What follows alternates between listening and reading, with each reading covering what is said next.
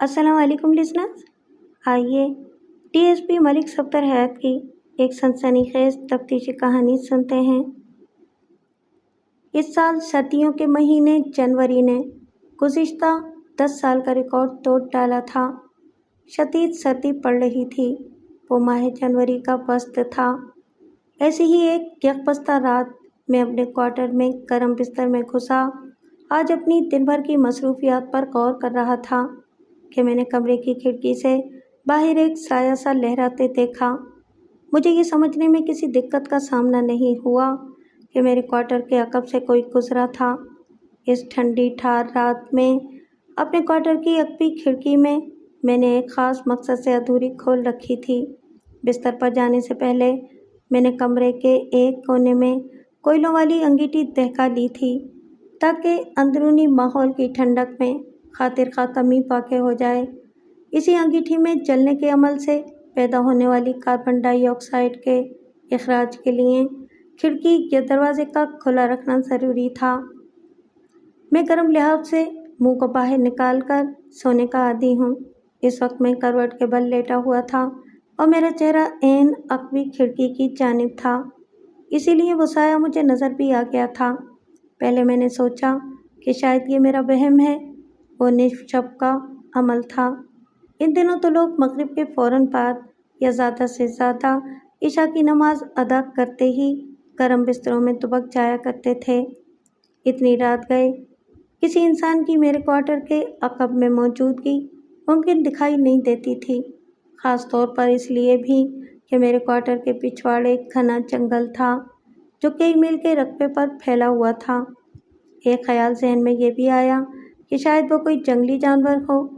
بہرحال سوچ بچار کا تانتا ٹوٹ چکا تھا، لہٰذا میں نے اندرونی تجسس کے پیش نظر بستر چھوڑ دیا اور اپنے سرکاری کوارٹر سے باہر نکل آیا۔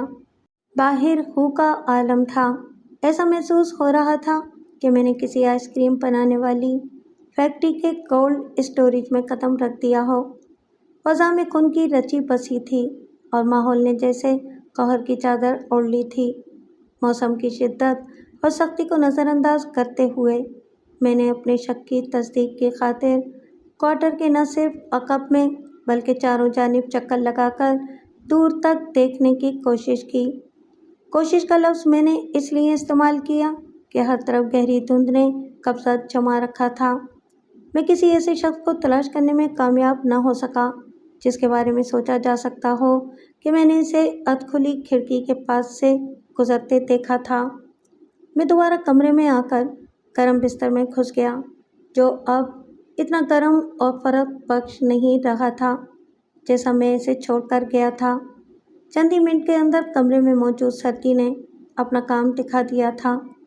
میں سوچ کے منقطع سلسلے کو جوڑنے کی کوشش کر ہی رہا تھا کہ کوارٹر کے بیرونی دروازے پر ہونے والی دستک نے مجھے چونکا دیا۔ آدھی رات کے وقت کس کو میری یاد آ گئی تھی؟ میں نے اپنے تھانے کے عملے پر واضح کر رکھا تھا کہ اگر کوئی بھی ہنگامی صورتحال پیش آ جائے تو مجھے اس کی فوراً اطلاع دی جائے، یہ سوچے بغیر کہ اس وقت رات کا کون سا پہر ہے۔ اس دستک نے میرے دماغ میں خطرے کی گھنٹی بجا دی۔ ایک مرتبہ پھر میں نے گرم بستر کو الوداع کہا اور کمرے سے نکل کر بیرونی دروازے پر پہنچ گیا۔ اس دوران میں دستک کا عمل 2 بار دہرایا جا چکا تھا، جس سے ظاہر ہوتا تھا کہ باہر جو کوئی بھی ہے اسے مجھ سے ملنے کی بہت جلدی ہے۔ میں نے دروازہ کھولا تو مجھے کانسٹیبل فرید احمد کی شکل نظر آئی۔ میں نے سوالیہ انداز میں اس کی طرف دیکھا تو وہ معذرت خواہ لہجے میں بولا، ملک صاحب، اس وقت آپ کو جگانے کے لیے معافی چاہتا ہوں، لیکن بات ہی کچھ ایسی ہے کہ… کیا ہو گیا ہے فرید احمد؟ اس کی بات مکمل ہونے سے پہلے ہی میں بول پڑا، جو آدھی رات کو تمہیں میرے کوارٹر کا دروازہ کھٹکھٹانے کی ضرورت پیش آ گئی؟ ساتھ والے پنڈ سے چند لوگ تھانے آئے ہیں سرکار، فرید نے بتایا۔ ایک لڑکی کے اغوا کا معاملہ ہے۔ میرا تھانہ لائل پور اور سرگودا کے درمیان ایک نیم پختہ سڑک پر واقع تھا اور وہاں سے نزدیکی گاؤں کا نام تھا فیروز آباد۔ میں نے کانسٹیبل سے استفسار کیا، کیا تم فیروز آباد کی بات کر رہے ہو؟ جی ملک صاحب، وہ اس بات میں گردن ہلاتے ہوئے بولا۔ فیروز آباد کے ایک زمیندار کی نومن لڑکی کو اس کے عاشق نے اغوا کر لیا ہے۔ لڑکی کا باپ دیگر لوگوں کے ہمراہ اپنی بیٹی کے اغوا کی رپورٹ درج کرانے آیا ہے، بلکہ کانسٹیبل اچانک رکا تو میں پوچھے بنا نہ رہ سکا۔ بلکہ کیا؟ اس زمیندار کا دعویٰ تو یہ ہے کہ وہ اپنی بیٹی کا تعاقب کرتے ہوئے یہاں پہنچے ہیں۔ کانسٹیبل نے وضاحت کرتے ہوئے کہا، آپ تھانے آ جائیں جناب، تاکہ اس معاملے کو دیکھ سکیں۔ کانسٹیبل فرید احمد کی سنائی ہوئی کہانی مجھے ٹھیک سے ہضم نہیں ہو پائی تھی۔ باہر کیب میں نے معتدل انداز میں کہا، ٹھیک ہے تم چلو، میں 10 منٹ میں آ رہا ہوں۔ وہ اس بات میں سر ہلاتے ہوئے واپس چلا گیا۔ اس پولیس اسٹیشن پر میں محدود عملے کے ساتھ تھانے داری کے فرائض انجام دے رہا تھا۔ میرے علاوہ تھانے کے اسٹاف میں 1 حوالدار اور 4 کانسٹیبلز شامل تھے۔ خیر، میں سردی کا مقابلہ کرتے ہوئے اپنے کوارٹر سے نکل کر تھانے میں پہنچ گیا اور سیدھا اپنے کمرے کا رخ کیا۔ برآمدے سے گزرتے ہوئے چند افراد پر میری نگاہ پڑی تو میں چونک اٹھا۔ ان لوگوں میں موظف فیروز آباد کا چودھری جمال الدین بھی موجود تھا۔ میں نے متعلقہ افراد کو اپنے پاس بلا لیا۔ موظف فیروز آباد میرے تھانے کی مشرقی جانب محض نصف میل کے فاصلے پر واقع تھا۔ یہ ایک چھوٹا سا گاؤں تھا جس کی آبادی 500 نفوس پر مشتمل تھی۔ ایک محتاط اندازے کے مطابق وہاں پر لگ بھگ 100 مکان تھے۔ چودھری جمال الدین فیروز آباد کا سب سے بڑا بلکہ اکلوتا زمیندار تھا، تاہم دوسرے چودھریوں کے مقابلے میں اس کی حیثیت ایک چھوٹے زمیندار ایسی تھی۔ میرے استفسار پر چودھری جمال الدین نے مجھے جو کہانی سنائی اس کا خلاصہ کچھ اس طرح تھا۔ چودھری کی اکلوتی بیٹی سلمیٰ کی عمر 18-19 سال کے درمیان تھی۔ چند روز کے بعد اس کی شادی موضع رسول نگر کے چودھری نادر علی سے ہونے والی تھی، لیکن آج رات وہ اچانک حویلی سے غائب ہو گئی تھی۔ چودھری جمال کے مطابق سلمیٰ کی گمشدگی میں گاؤں ہی کے ایک نوجوان اشرف عرف اچھو کا ہاتھ تھا، وغیرہ وغیرہ۔ میں نے پوری توجہ سے چودھری جمال کی بپتا سنی اور اس کے خاموش ہونے پر کہا، چودھری صاحب، آپ اپنی بیٹی کی گمشدگی کی رپورٹ درج کرانے آئے ہیں یا اس کے اغوا کی؟ آپ نے جو حالات بیان کیے ہیں اس سے تو یہ سمجھ میں آ رہا ہے کہ سلمیٰ اچھو کے ساتھ اپنی مرضی سے گئی ہے۔ اس تناظر میں اس واقعے کو گمشدگی کے خانے میں فٹ نہیں کیا جا سکتا، البتہ یہ ایک لحاظ سے اغوا کا کیس بنتا ہے۔ اپنی بات مکمل کرنے کے بعد میں نے سوالیہ نظر سے چودھری کی طرف دیکھا تو اس نے خفگی بھرے لہجے میں کہا، تھانے دار صاحب، آپ قانون کے محافظ ہیں، آپ ہی کو پتہ ہوگا کہ یہ کون سا کیس بنتا ہے۔ میں تو صرف اتنا جانتا ہوں کہ ہم لوگ ان دونوں کا پیچھا کرتے ہوئے یہاں تک پہنچے ہیں۔ سلمیٰ اور اچھو آپ کے تھانے کی طرف آ رہے تھے اور ہم ان کے تعاقب میں تھے، پھر وہ لوگ غائب ہو گئے۔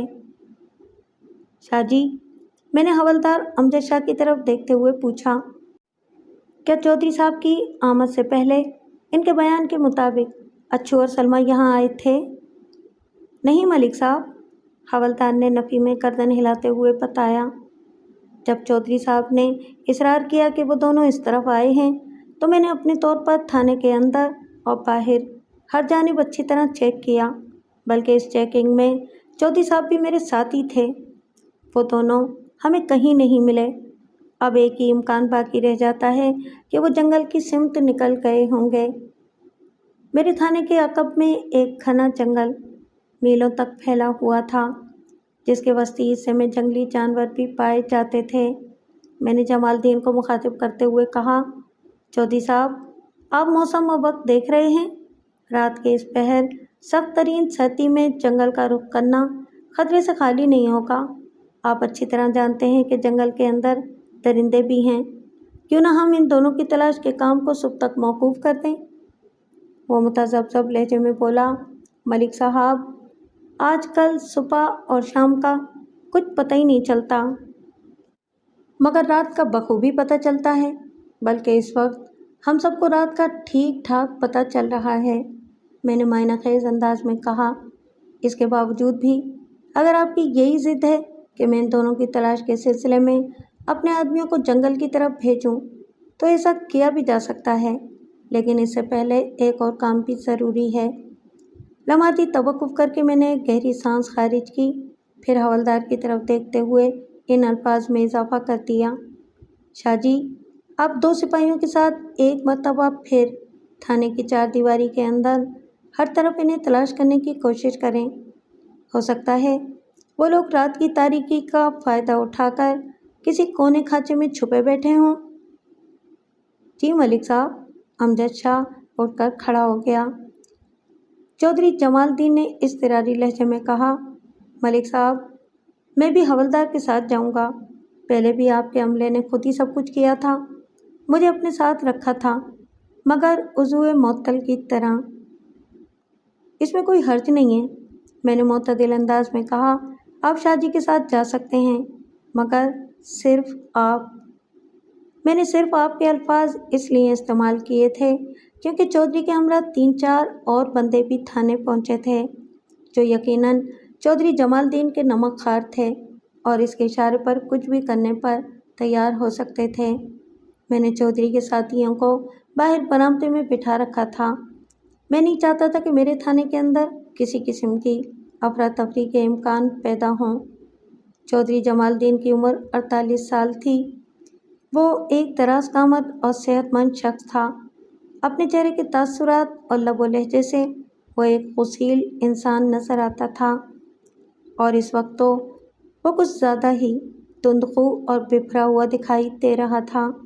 इसकी अकलौती बेटी इसके बयान के मुताबिक घर से भाग गई थी, और वो भी गांव के एक नौजवान के साथ, जबकि चंद रोज़ बाद इस लड़की की शादी होने वाली थी।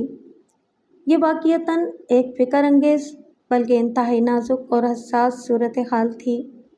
चौधरी की बौखलाहट और गुस्सा मौका महल की मुनासबत से गलत नहीं था। इस नौइयत के हालात किसी भी बाप के लिए लम्हाए फ़िक्रिया से कम नहीं होते, और चौधरी जमाल तो फ़िरोज़ाबाद का सबसे ज़्यादा बाइख्तियार और ताकतवर शख्स था। 10 मिनट के बाद हवलदार अमजद शाह अपनी टीम के साथ वापस लौट आया।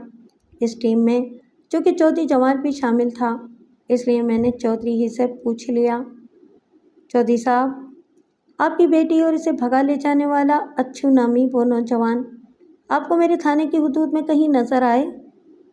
चौधरी ने नफ़ी में गर्दन हिलाने पर इक्तफा किया। अमजद शाह ने कहा, मलिक साहब, मैंने थाने के अंदर और बाहर देखने के अलावा आपके क्वार्टर में भी झांका है, मगर वो दोनों कहीं भी नहीं हैं। मैंने चौधरी जमाल की तरफ देखते हुए पूछा, चौधरी साहब, अब तो आपकी तसल्ली हो गई ना कि वो दोनों मेरे थाने में कहीं भी मौजूद नहीं हैं? मैंने इन्हें इसी तरफ आते देखा था। वो अपनी ज़िद पर कायम रहते हुए अजीब से लहजे में बोला, अब यही हो सकता है कि वो लोग थाने के पिछले हिस्से से जंगल की तरफ निकल गए हों। ये क्यों नहीं हो सकता कि वो दोनों जंगल का रुख करने के बजाय दाएं बाएं कहीं चले गए हों? मैंने चौधरी के चेहरे पर निगाह जमा कर एक अहम सवाल किया। मेरा मतलब है कि मेरे थाने के सामने से गुजरने वाली नीम पुख्ता सड़क को पकड़कर वो लाइलपुर या सरगोदा की सिमत बढ़ गए हों। ये नहीं हो सकता थानेदार साहब, वो बड़े वसूख से बोला। आपने जिस सड़क का जिक्र किया है, हमने इस पर गहरी नज़र रखी हुई थी।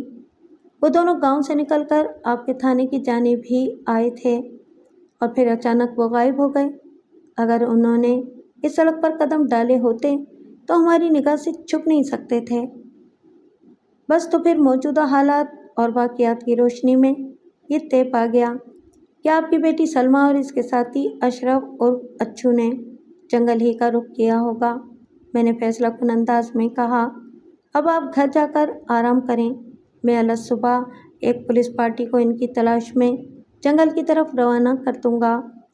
सुबह तक तो वो कहीं के कहीं निकल जाएंगे थानेदार साहब, वो तशवीश भरे लहजे में बोला। मैं ऐसा नहीं समझता चौधरी साहब, मैंने ठहरे हुए लहजे में कहा। जंगल कई मील के रकबे पर फैला हुआ है और इसके अंदर जंगली जानवरों की मौजूदगी से भी हर कोई वाकिफ़ है। वो दोनों अपनी ज़िंदगी को ख़तरे में तो नहीं डालेंगे। अगर वो वाक़ियतन जंगल ही की तरफ गए हैं तो मैं अपने तजुर्बे की रोशनी में एक बात बसूख से कह सकता हूँ। मैंने एक बोझल सांस खारिज की और फिर कहा, वो जंगल में सिर्फ छुपने की गर्ज से गए होंगे। अगर आप इन दोनों के ताक़ुब में थे तो ये बात वो भी अच्छी तरह जानते होंगे, वरना इन्हें दौड़ने की ज़रूरत नहीं थी। मैं समझता हूँ इन्हें जैसे ही ये एहसास होगा कि अब कोई इनका पीछा नहीं कर रहा तो वो जंगल से निकलकर अपनी मंजिल की जानिब रवाना हो जाएंगे। इनकी मंजिल चाहे कोई भी हो, इन्हें जंगल से बाहर आने के बाद इसी नीम पुख्ता सड़क का सहारा लेना होगा जो मेरे थाने के सामने से गुजरती है। अगलब इम्कान इसी बात का है कि वो लोग या तो सरगोदा का रुख करेंगे और या फिर लायलपुर का। मेरी वजाहत ने चौधरी जमाल के भेजे में जगह बना ली। वो सोच में डूबे हुए लहजे में बोला, आप ठीक कह रहे हैं थानेदार साहब। मौजूदा सूरत हाल में मेरी आपसे एक दरख्वास्त है। कैसी दरख्वास्त चौधरी साहब? मैंने पूछा। आप अपने 2 बंदों को सड़क की दोनों जानिब तैनात कर दें। मेरा मतलब है एक लायलपुर के रुख पर और दूसरा सरगोदा की सिमत। उसने जवाब दिया, मैं अपने बंदों को भी इनके साथ लगा देता हूँ। वो दोनों सुबह या सुबह से पहले जब भी जंगल से बाहर कदम रखेंगे हमारी पकड़ में आ जाएंगे। चौधरी की तजवीज़ माकूल थी, इसलिए मैंने इसे इत्तफाक कर लिया और गहरी संजीदगी से कहा, आप मुझे अशरफ और अच्छू के बारे में तफसील से बताएं। छोटे लोगों की कोई तफसील नहीं होती थानेदार साहब, वो नफ़रत भरे लहजे में बोला। अच्छू गांव के नाई तुफैल का अकलौता बेटा है। इसकी उम्र 25 के आसपास होगी। अव्वल दर्जे का आवारा और नालायक है। अगर मुझे भनक भी पड़ जाती कि वो कमीना मेरी बेटी से कोई चक्कर चला रहा है तो मैं इसे जिंदा गाड़ देता। वो लम्हे भर को थमा, फिर फनकार से मुशाबह लहजे में गोया हुआ, वो बज़ात एक बार मेरे हाथ लग जाए, मैं इसके टुकड़े करके चील कौओं को खिला दूंगा।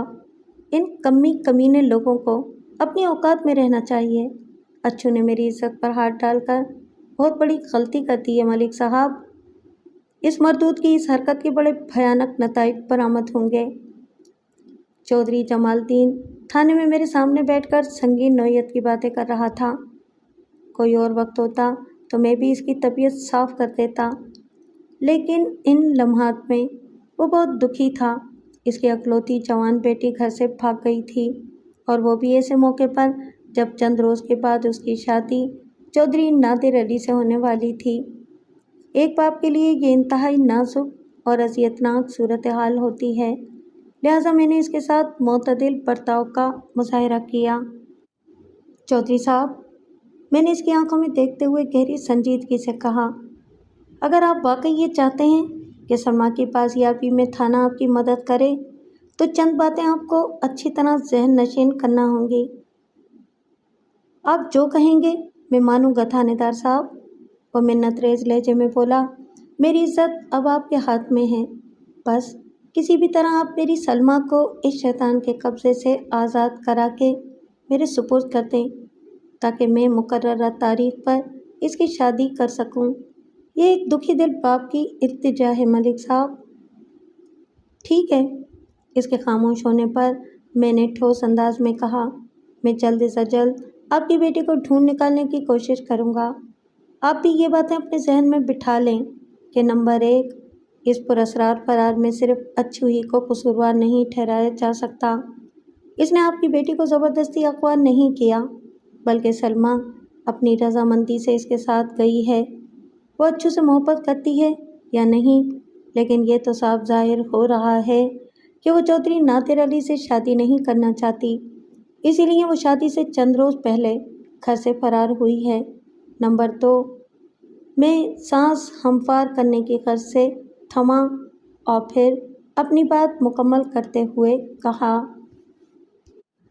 आप सलमा और अच्छू के फरार को मेरे थाने तक ले आए हैं और मुझसे मदद की दरख्वास्त भी कर रहे हैं। सो अब ये मामला मेरा हो गया है, लिहाजा आप किसी भी मरहले पर कानून को अपने हाथ में लेने की कोशिश नहीं करेंगे। अगर अच्छू ने कोई जुर्म किया है तो इसे सज़ा देना आपका नहीं قانون کا کام ہے۔ امید ہے آپ سمجھ گئے ہوں گے کہ میں کیا کہنا چاہ رہا ہوں۔ چودھری کے چہرے پر ایسے تاثرات نمودار ہوئے جیسے میری بات اسے پسند نہ آئی ہو، لیکن اپنے دلی جذبات کا اظہار کرنے کے بجائے اس نے بادل ناخواستہ جواب دیا، جی میں سمجھ گیا۔ اچھی بات ہے۔ میں نے ستائشی نظر سے اس کی طرف دیکھا اور کہا، آپ اپنے ساتھ آنے والے 2 بندوں کو یہاں چھوڑ دیں اور خود گھر جا کر آرام کریں، سو ملاقات ہوگی۔ آپ سلمیٰ کو ڈھونڈ نکالنے میں کامیاب تو ہو جائیں گے نا؟ اس نے امید بھری نظر سے مجھے دیکھتے ہوئے پوچھا۔ چودھری صاحب، کوشش کرنا انسان کا فرض ہے اور اس کی کوششوں کو برآور کرنا قدرت کے اختیار میں ہے۔ میں نے ٹھہرے ہوئے لہجے میں کہا، میں اپنے اختیارات کا بھرپور استعمال کرتے ہوئے سلمیٰ کی بازیابی کے لیے تگ و دو کروں گا۔ میری اس کوشش کو نتیجہ خیز میرا رب بنائے گا، انشاءاللہ۔ اس نے میرا شکریہ ادا کیا اور اٹھ کر کھڑا ہو گیا۔ مجھ سے وعدہ کریں تھانے دار صاحب، وہ لجاجت بھرے انداز میں بولا، آپ میری سلمیٰ کو ضرور واپس لائیں گے اور وہ بھی جلد از جلد۔ اس نیک کام کے لیے اگر آپ کو اچھو کی زندگی سے بھی کھیلنا پڑے تو آپ نے ایک لمحے کے لیے بھی نہیں سوچنا۔ وہ ایک لحاظ سے مجھے ڈکٹیٹ کرنے کی کوشش کر رہا تھا اور میں ڈکٹیشن لینے کا عادی نہیں تھا، لیکن صورتحال ایسی تھی کہ میں چودھری کے ساتھ سخت رویہ اختیار نہیں کر سکتا تھا۔ وجہ اور حالات چاہے کچھ بھی رہے ہوں، بہرکیف چودھری کا جگر گوشہ نامساعد لمحات میں اس سے جدا ہو گیا تھا۔ آپ فکر ہی نہ کریں چودھری صاحب، سلمیٰ کو آپ تک پہنچانا میری ذمہ داری ہے، میں نے معتدل انداز میں کہا، لیکن اس سلسلے میں آپ کو مجھ سے بھرپور تعاون کرنا ہوگا۔ میں ہر قسم کے تعاون کے لیے تیار ہوں جناب، وہ ٹھوس انداز میں بولا۔ آپ حکم کریں سرکار۔ فی الحال میں صرف یہ جاننا چاہتا ہوں، میں نے چودھری کی آنکھوں میں جھانکتے ہوئے استفسار کیا، سلمیٰ چودھری نادر علی سے شادی کیوں نہیں کرنا چاہتی؟ وہ ناسمجھ اور بے وقوف ہے تھانے دار صاحب، اس نے بیزاری بھرے لہجے میں جواب دیا۔ اسی لیے تو وہ اچھو کے چکر میں پھنس گئی ہے۔ اسی بدمعاش نے میری بچی کو گھر سے بھاگنے پر مجبور کیا ہے۔ وہ نادان یہ بھی نہیں جانتی کہ ایک نائی کی اولاد، وہ حرام زادہ اچھو، اسے 4 دن بھی خوش نہیں رکھ سکے گا۔ ملک صاحب، آپ کو معلوم ہے اس نوعیت کے عشق کا بخار چند روز میں ہی اتر جاتا ہے۔ آپ ٹھیک کہہ رہے ہیں چودھری صاحب، میں نے سرسری لہجے میں کہا اور کریدنے والے انداز میں پوچھا، چودھری نادر علی میں تو کوئی خرابی نہیں ہے نا، خدا نخواستہ؟ نہیں جناب، وہ جلدی سے نفی میں گردن ہلاتے ہوئے بولا، چودھری نادر علی کے مقابلے میں تو کچھ بھی نہیں ہوں۔ وہ بہت ہی با اختیار اور ٹہکے والا شخص ہے۔ ملک صاحب، میں نے کچھ سوچ کر ہی سلمیٰ کے رشتے کے لیے چودھری نادر علی کو زبان دے رکھی ہے۔ ماں باپ تو اپنی اولاد کی بھلائی ہی چاہتے ہیں، کاش یہ بات اولاد کی سمجھ میں بھی آ جائے۔ میں آپ کی نیت پر شک نہیں کر رہا چودھری صاحب، میں نے باشکاف الفاظ میں کہا، لیکن آپ میرے سوال پر غور ضرور کیجیے گا۔ وہ الجھن زدہ نظر سے مجھے دیکھتے ہوئے پوچھنے لگا، کون سا سوال ملک صاحب؟ یہی کہ، میں نے سرسراتی ہوئی آواز میں جواب دیا، آپ کی اکلوتی بیٹی چودھری نادر علی سے شادی کیوں نہیں کرنا چاہتی؟ وہ برا سا منہ بناتے ہوئے بولا، آپ کے اس سوال کا جواب میں دے چکا ہوں تھانے دار صاحب۔ ہاں، مگر آپ کا جواب میرے تھانے دارانہ ذہن کو مطمئن نہیں کر سکا۔ میں نے ایک ایک لفظ پر زور دیتے ہوئے 2 ٹوک انداز میں کہا، آپ گھر جا کر ٹھنڈے دماغ سے میرے اس سوال پر غور فرمائیے گا، سو ملاقات ہوگی۔ ٹھیک ہے تھانے دار صاحب، اس نے اکتائے ہوئے لہجے میں کہا اور مجھے سلام کر کے تھانے سے رخصت ہو گیا۔ اس امر میں کسی شک و شبے کی گنجائش نہیں کہ والدین ہمیشہ اپنی اولاد کی خیر خواہی میں ہی فیصلے کرتے ہیں، لیکن بعض اوقات یہ بھی دیکھنے میں آیا ہے کہ کسی ناسمجھی کے باعث یا پھر اپنے کسی مفاد کی خاطر والدین ایسے فیصلے بھی کر گزرتے ہیں جو اولاد کو بغاوت اور سرکشی پر مجبور کر دیتے ہیں۔ مجھے چودھری جمال الدین کے سلمیٰ اور چودھری نادر علی کے شادی والے فیصلے سے کچھ اسی قسم کی بو آ رہی تھی۔ حقیقت کیا تھی میں سر دست اس کے بارے میں وثوق سے کچھ نہیں کہہ سکتا تھا۔ ایک آدھ روز میں صورتحال کو اجاگر ہو جانا تھا۔ فی الوقت تو میں نے اپنے محسوسات کا ذکر کیا ہے، وہ محسوسات جنہوں نے آج تک مجھے کبھی دھوکہ نہیں دیا۔ رات کا 1:30 بجا تھا، سردی اپنے عروج کو چھو رہی تھی۔ میں تھانے سے نکل کر اپنے کوارٹر کی سمت بڑھ رہا تھا، جو تھانے کے عقبی حصے میں چوہدی کے اندر ایک کونے میں بنا ہوا تھا۔ میں نے چودھری جمال الدین کو سمجھانے کے بعد واپس فیروز آباد بھیج دیا تھا اور اس کے چھوڑے ہوئے 2 بندوں کو اپنے 2 کانسٹیبلز فرید احمد اور نوید احمد کی معیت میں نیم پختہ سڑک کی نگرانی کا کام سونپ دیا تھا۔ یہ کوئی آسان کام نہیں تھا۔ اس ٹھنڈی ٹھار برفیلی رات میں کھلے آسمان کے نیچے پہرا دینا از حد ضروری تھا، کیونکہ اگر چودھری جمال الدین کا بیان 100% درست تھا تو سلمیٰ اور اچھو کو جنگل کے ابتدائی حصے ہی میں ہونا چاہیے تھا۔ رات کی تاریکی میں خود کو تعاقب کرنے والوں سے بچانے کے لیے اس سے زیادہ موزوں اور محفوظ جائے پناہ اور کوئی ہو ہی نہیں سکتی تھی۔ اس کے ساتھ یہ بھی طے تھا کہ جیسے ہی ان بھگوڑوں کو امن و امان کا احساس بلکہ یقین ہو جاتا، انہوں نے جنگل کو خیر آباد کہہ کر نیم پختہ سڑک ہی کا رخ کرنا تھا، کیونکہ ان کے سامنے اور کوئی راہ فرار تھی نہیں۔ اور یہ تو سوچا بھی نہیں جا سکتا تھا کہ وہ لوگ جنگل سے باہر نہیں نکلیں گے۔ وہ دونوں مجبور اور حالات کے مارے ہوئے ضرور تھے، مگر بن باسی نہیں۔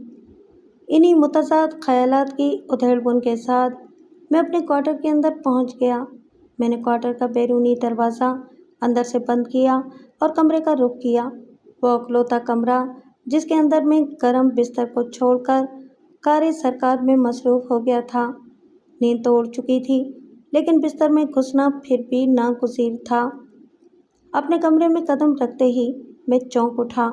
میں جاتے ہوئے لالٹین کو روشن کر کے چوبی میز کے اوپر رکھ گیا تھا تاکہ واپسی پر مجھے کسی دقت یا دشواری کا سامنا نہیں کرنا پڑے۔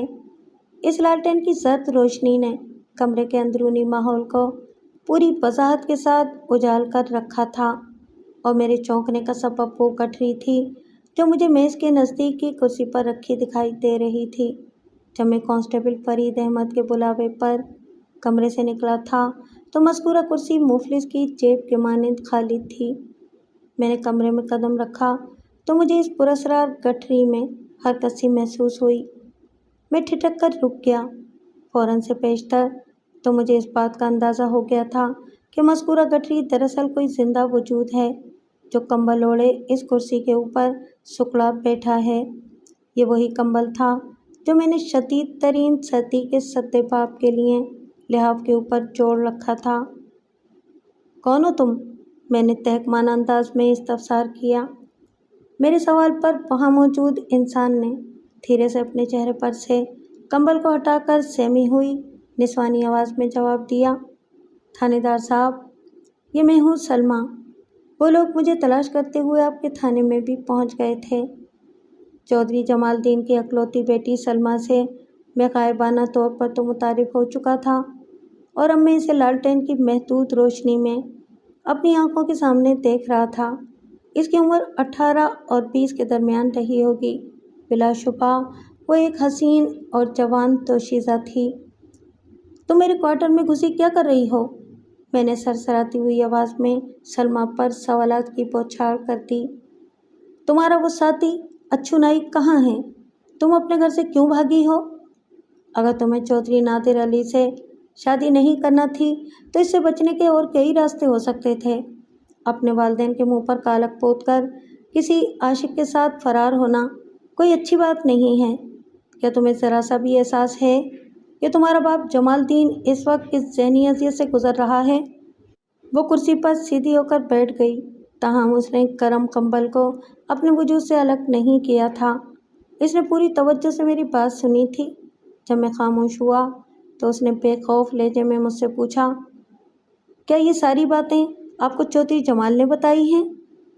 وہ چودھری جمال کو ابو یا ابا جی کہنے کے بجائے اس کا ذکر نام لے کر رہی تھی، اور سلمیٰ کی اس خلاف توقع حرکت نے میرے ذہن میں تجسس کو جگا دیا۔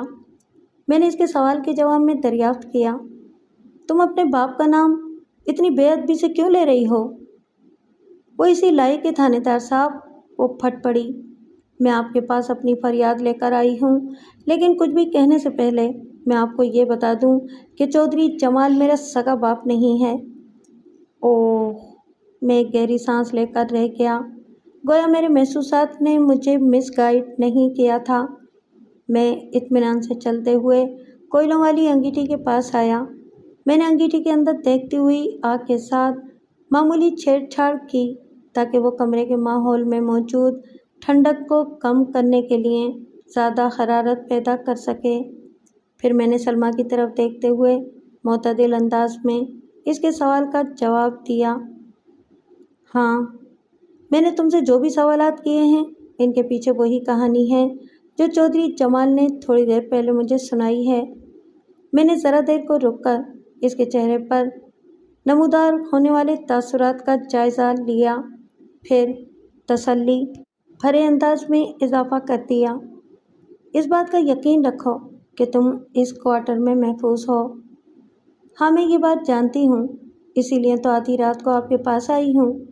وہ کمبل کے اندر خود کو سمیٹتے ہوئے بڑے اعتماد سے بولی، اچھو نے مجھے بتایا ہے کہ آپ بہت اچھے انسان ہیں، ایک آپ ہی ہیں جو مجھے چودھری جمال کے چنگل سے نکال سکتے ہیں۔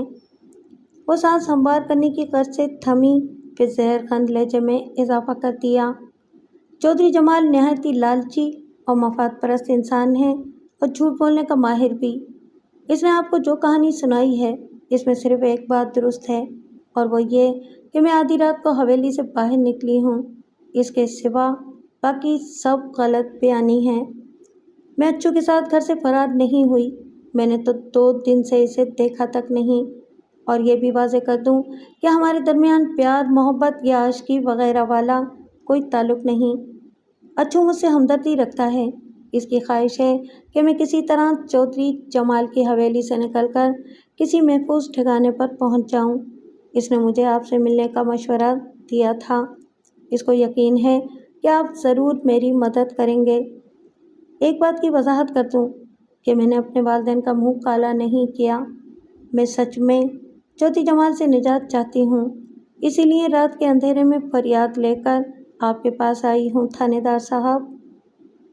یہ کام تم دن کے اجالے میں بھی کر سکتی تھیں، اور وہ بھی سیدھی تھانے آ کر، میں نے قدرے سخت لہجے میں کہا۔ اس مقصد کے لیے چوروں کی طرح چھپ کر میرے کوارٹر میں گھسنے کی ضرورت نہیں تھی، اور جہاں تک چودھری جمال سے نجات کا سوال ہے تو میں نے لمحاتی توقف کیا اور پھر ٹھوس انداز میں اپنی بات مکمل کر دی۔ اس کا سب سے آسان راستہ تو نادر علی سے شادی تھی، تم بیاہ کر فیروز آباد سے چودھری نادر علی کی حویلی واقع رسول نگر چلی جاتی، اس طرح تمہیں چودھری جمال الدین سے چھٹکارا مل جاتا۔ تھانے دار صاحب، یہ اتنا آسان نہیں ہے جیسا کہ آپ بیان کر رہے ہیں، وہ عجیب سے لہجے میں بولی، کیونکہ آپ چودھری جمال الدین کو جانتے ہیں اور نہ ہی چودھری نادر علی کی حقیقت سے واقف ہیں، اور دن کی روشنی میں تھانے آ کر آپ سے نہ ملنے کا بھی ایک خاص سبب ہے۔ آپ کے عملے میں چودھری جمال کا ایک جاسوس بھی موجود ہے۔ آپ ٹھنڈے دل سے میری بپتا سنیں گے تو آپ کے ہوش اڑ جائیں گے۔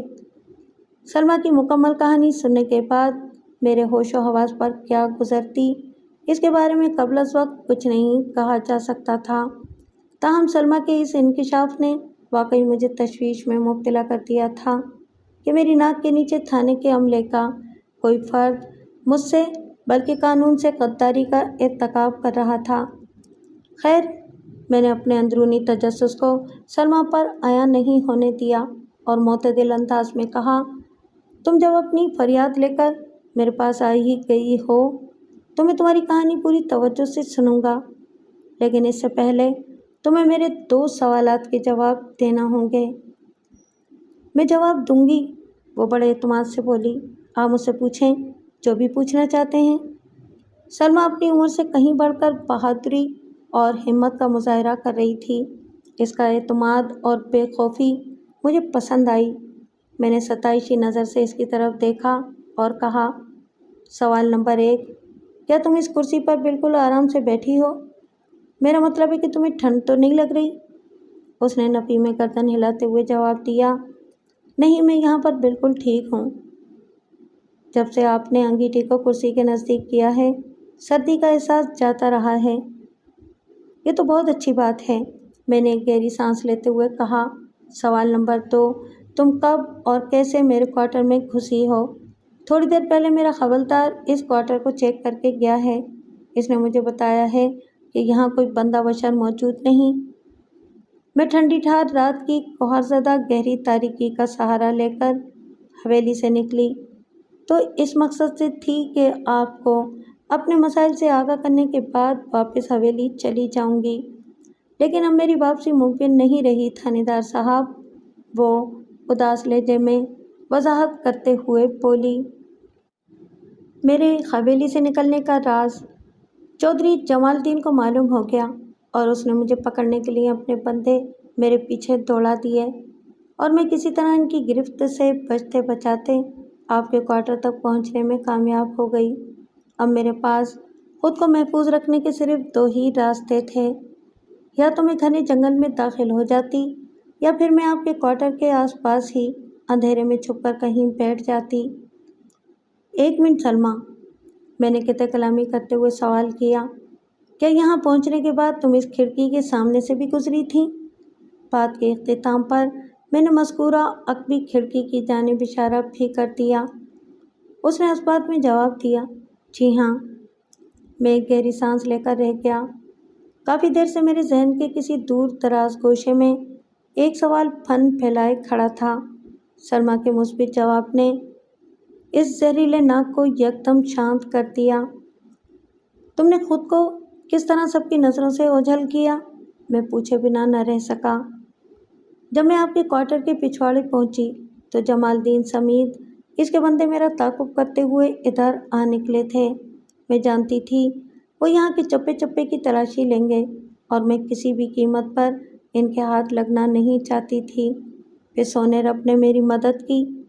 وہ سانس ہموار کرنے کی غرض سے تھمی اور پھر اپنی بات مکمل کرتے ہوئے بولی، آپ کے کوارٹر کی عقبی دیوار کے ساتھ مجھے ایک بانس کی سیڑھی لگی نظر آئی۔ میں اس سیڑھی کے ذریعے بآہستگی کوارٹر کی چھت پر چڑھ گئی اور اس خیال سے میں نے کوشش کر کے اس بانس کی سیڑھی کو بھی کھینچ کر چھت پر پہنچا دیا کہ کسی کے ذہن میں چھت پر چڑھنے کی سوچ پیدا نہ ہو۔ پھر سب کچھ میری مرضی کے مطابق ہوتا چلا گیا۔ وہ ایک بار پھر رکی، اس کے بعد اپنی وضاحت کو سمیٹتے ہوئے بولی، میں اس وقت تک چھت پر کھلی فضا میں موجود رہی جب تک چودھری جمال الدین واپس نہیں چلا گیا۔ اس کے بعد میں نے دوبارہ سیڑھی کو دیوار کے ساتھ لگایا اور نیچے آ کر آپ کے کوارٹر کے اس کمرے میں چھپ گئی اور اب میں آپ کے سامنے بیٹھی ہوں۔ سلمیٰ، تم بہت ذہین اور حسین ہونے کے علاوہ بڑی ہمت والی بھی ہو، میں نے توصیفی انداز میں کہا۔ اب تم مجھے بتاؤ کہ میرے تھانے کا کون سا اہلکار چودھری جمال الدین سے وفاداری نبھا رہا ہے؟ اس کے بعد میں تمہاری کہانی سنوں گا۔ اس نے انکشاف انگیز لہجے میں جواب دیا، سرفراز خان۔ سرفراز خان؟ سرفراز خان میرے اسٹاف میں موجود 4 کانسٹیبلز میں سے ایک تھا۔ اس کی پیشہ ورانہ کارکردگی پر کئی قسم کے تحفظات تو تھے، مگر میں نے کبھی یہ نہیں سوچا تھا کہ وہ قانون اور اپنے فرض سے غفلت برتتے ہوئے اس نوعیت کی گھٹیا حرکت بھی کر سکتا ہے۔ بہرحال یہ سلمیٰ کی پیش کردہ رپورٹ تھی جس پر میں آنکھیں میچ کر یقین نہیں کر سکتا تھا۔ اس مقصد کو حاصل کرنے کے لیے باقاعدہ ایک تفتیش کی ضرورت تھی۔ ٹھیک ہو گیا، میں نے سلمیٰ سے کہا، میں سرفراز خان کو اپنی کڑی نگرانی میں رکھوں گا۔ اب تم مجھے اپنی کہانی سناؤ۔ آئندہ 15-20 منٹ میں سلمیٰ نے جو کچھ بیان کیا اس کا خلاصہ کچھ اس طرح تھا۔ سلمیٰ کی ماں کا نام سغرا اور باپ کا نام دلاور حسین تھا۔ وہ جب 5 سال کی تھی تو اس کے باپ کا انتقال ہو گیا تھا۔ اسی سال عدت کی مدت پوری ہونے کے بعد سغرا نے چودھری جمال الدین سے شادی کر لی تھی۔ سغرا کا یہ عمل اس کی سسرال والوں یعنی سلمیٰ کی ددیال کو پسند نہیں آیا تھا، چنانچہ انہوں نے سغرا اور سلمیٰ سے ہر رشتہ توڑ دیا تھا۔ اب سلمیٰ جوان ہو چکی تھی اور اس کا سوتیلا باپ चौधरी जमालुद्दीन इसकी शादी मौजा रसूल नगर के दबंग चौधरी नादिर अली से तय कर चुका था और सलमा को ये शादी मंजूर नहीं थी, इसलिए वो मुझसे मदद की खासगार थी। मैंने सलमा की विपदा पूरी तवज्जो से सुनी और इसके खामोश होने पर वही सवाल दोहराया जो इससे पहले मैं चौधरी जमालुद्दीन से पूछ चुका था, मगर उसने मुझे तसल्लीबख्श जवाब नहीं दिया था। चौधरी नादिर अली ऑफ रसूल नगर में ऐसा कौन सा ऐब है जो तुम इस शादी से इनकारी हो? कोई एक ऐब हो तो बताऊं थानेदार साहब, वो बेजारी से बोली। मैं इस वक्त लगभग 19 साल की हूँ और वो मरदूद 60 से ऊपर का है, यानी मुझसे उम्र में 3 गुना ज़्यादा, और इसकी 3 बीवियाँ पहले से मौजूद हैं। इसके अलावा वो लम्हे भर को रुकी, फिर मुझसे सवाल किया, क्या आपने बिन मानस देखा है? हाँ, बिल्कुल देखा है, मैंने उस बात में जवाब दिया।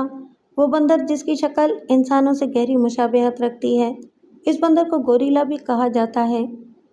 अगर 1000 गोरिल्लों की बदसूरती को एक जगह जमा कर दें तो समझ लें यह है चौधरी नादिर अली। वो इंतहाई कड़वे लहजे में बोली, क्या मैं इतनी ही गई गुजरी हूँ कि एक उम्र रसीदा बदसूरत इंसान से शादी करके खुद को एक ऐसे जहन्नम में डाल लूँ जिससे निकलने के लिए मुझे अपनी बदतरीन मौत का इंतज़ार करना पड़ेगा, और वो भी 3 सौतनों की हमराही में। वो लम्हे भर के लिए रुकी, फिर बोली, ये शादी नहीं, एक कारोबारी मुआहदा है थानेदार साहब। चौधरी जमाल को मेरी बिल्कुल परवाह नहीं। इस शादी के बदले चौधरी नादिर अली ने इसे 25 एकड़ ज़मीन देने का वादा कर रखा है। एक बात पूरी ईमानदारी से बताएं, क्या आप अपनी नौउम्र बेटी को चौधरी नादिर अली जैसे बूढ़े हैवान सिफ्त इंसान से ब्याने का तसव्वुर कर सकते हैं? हरगिज़ नहीं। बेशक तो मेरे मुंह से निकला, सवाल ही पैदा नहीं होता, और तुम भी मेरी बेटी ही की तरह हो। मैं कभी नहीं चाहूँगा कि तुम्हारी शादी चौधरी नादिर अली से हो। लेकिन मैं किसी फौरी ख्याल के तहत रुका तो सलमा ने फिलफौर सवाल ताक दिया, लेकिन क्या थानेदार साहब? मैं पहले तुम्हारे बयान की तस्दीक करूँगा, मैंने कहा, इसके बाद ही तुम्हारी मदद के बारे में सोचा जा सकता है। किस तरह की तस्दीक? इसने पूछा। तुमने चौधरी नादिर अली की शख्सियत का जो नक्शा खींचा है, इसकी तस्दीक, मैंने बाशिकाफ अल्फाज में कहा। और इस काम में आपको कितना वक्त लगेगा? ज़्यादा से ज़्यादा 1 दिन, मैंने जवाब दिया। कल शाम से पहले ये काम हो जाएगा इंशाअल्लाह। कांस्टेबल नवीद अहमद का ताल्लुक़ मौजा रसूल नगर से था। मैं इससे चौधरी नादिर अली के हवाले से हर किस्म की मालूमात हासिल कर सकता था, लेकिन मैं ख़ास तौर पर नवेद को रसूल नगर भेजने का फ़ैसला कर चुका था ताकि चौधरी नादिर अली की चौथी शादी के बारे में भी मुसद्दिका इत्तलात जमा की जा सकें। जब मैंने सलमा को इस खुली ज़्यादती से बचाने का इरादा बांध ही लिया था तो फिर हालात और वाक़ियात के लिहाज से अपने हाथ पांव मजबूत करना लाजमी था। जब तक आप अपनी तसल्ली नहीं कर लेते मैं कहीं नहीं जाऊंगी, सलमा ने दो टोक अंदाज में कहा। बाहर मेरे लिए हर तरफ ख़तरा ही ख़तरा है। अगर मैं चौधरी जमालुद्दीन के हत्थे चढ़ गई तो वो मुझे हवेली के तहखाने में बंद कर देगा। फिर चौधरी नादिर अली से मेरी शादी यानी मेरी मौत तो पक्की समझें थानेदार साहब। सलमा, तुम्हें परेशान होने की ज़रूरत नहीं है, मैंने इसकी हिम्मत बंधाते हुए कहा। हालांकि इसकी हिम्मत में मुझे किसी किस्म की कोई कमी दिखाई नहीं देती थी। जब तक मैं किसी हतमी नतीजे पर पहुंच नहीं जाता तुम मेरी तहवील में रहोगी, और वो भी इसी क्वार्टर के अंदर, और मेरे थाने के अमले को भी तुम्हारी यहाँ मौजूदगी की खबर नहीं होगी। आपका बहुत बहुत शुक्रिया थानेदार साहब, वो ममनूनियत भरे लहजे में बोली। मैं आपका ये एहसान ज़िंदगी भर याद रखूँगी। सलमा, मैं तुम पर कोई एहसान नहीं कर रहा, बल्कि ये तो मेरे फ़र्ज़ का तकाजा है, मैंने मोतदिल अंदाज में कहा। मेरे थाने की हुदूद में जितने भी लोग बसते हैं इनकी जानो माल और इज़्ज़त व आबरू की हिफाजत करना मेरी ज़िम्मेदारी है। लेकिन सवाल ये उठता है कि इसके बाद क्या होगा। मैंने सवालिया अंदाज में बात मुकम्मल की तो सलमा ने फ़िक्रमंदी से मुझे देखा और कहा, मैं समझी नहीं थानेदार साहब। फ़र्ज़ करो मैं चौधरी नादिर अली से तुम्हारी शादी रुकवा देता हूँ, मैंने वजाहत करते हुए कहा। इसके बाद तुम कहाँ जाओगी? अगर वापस चौधरी जमालुद्दीन की हवेली में गई तो वो फिर किसी दौलतमंद और ताकतवर से तुम्हारा सौदा कर डालेगा। एक बात अभी तक मेरी समझ में नहीं आ सकी कि इन नाजुक और नामसाइद हालात में तुम्हारी माँ सुखरा मुँह में घुनघुनियाँ डाले क्यों बैठी है? तुम्हारे साथ होने वाला जुल्म उसे नज़र क्यों नहीं आता? क्या वो भी तुम्हारी सुतेली माँ है? ऐसी बात नहीं है थानेदार साहब, वो अफसरदा लहजे में बोली। सुखरा मेरी सगी माँ है, लेकिन इसका दुनिया में कोई भी नहीं है, इसलिए इसने चौधरी जमालुद्दीन के सामने हथियार डाल दिए हैं। वो चौधरी के जुल्म सितम पर ज़बान नहीं खोलती, चाहे ये ज़्यादती मेरे साथ हो रही हो या ख़ुद उसके साथ हो रही हो। बाकी जहाँ तक आपका ये सवाल है कि इस मुसीबत से निकलने के बाद मैं कहाँ जाऊँगी, इसका जवाब है मेरे पास। तुम कहना क्या चाह रही हो? मैंने चौंक कर इसकी तरफ देखा। तुम अपने कौन से महफूज ठिकाने की बात कर रही हो? थानेदार साहब, आपको मेरी शादी रुकवाने की ज़रूरत नहीं है, वो मजबूत लहजे में बोली। बस आप किसी तरह मुझे जल्दी से जल्द लाहौर पहुंचवाने का बंदोबस्त कर दें। अपनी बात के इख्तिताम पर सलमा ने कंबल के अंदर अपने लिबास में हाथ घुमाया और एक तयशुदा कागज़ निकालकर मेरी जानिब बढ़ा दिया। ये क्या है? मैंने सरसराती हुई आवाज़ में पूछा। वो एड्रेस जहाँ मैं महफूज रह सकती हूँ, उसने मायनेखेज़ अंदाज में कहा। मैंने सलमा के हाथ से वो तयशुदा कागज़ ले लिया और इसे खोलकर देखने लगा। Sikandar Hussain, deputy commissioner, 237 B Wahdat colony, Lahore. मैंने मज़कूरा कागज़ पर दर्ज एड्रेस का बखौर जायज़ा लेने के बाद सलमा से इस्तफसार किया। डिप्टी कमिश्नर सिकंदर हुसैन कौन है? सिकंदर हुसैन मेरे मरहूम अब्बा जी दिलावर हुसैन के छोटे भाई हैं, यानी रिश्ते में वो मेरे चाचा लगते हैं, सलमा ने बताया। उन्होंने मुकाबले का इम्तहान CSS पास करके सरकारी नौकरी हासिल की है। एक तवील अरसे से मेरी ददियाल के किसी फ़र्द का हम माँ बेटी से मिलना जुलना नहीं है, लेकिन हवेली में इन लोगों का जिक्र अक्सर होता रहता है, इसलिए मैं मुलाकात न होने के बावजूद भी सिकंदर चाचा के बारे में काफ़ी कुछ जानती हूँ।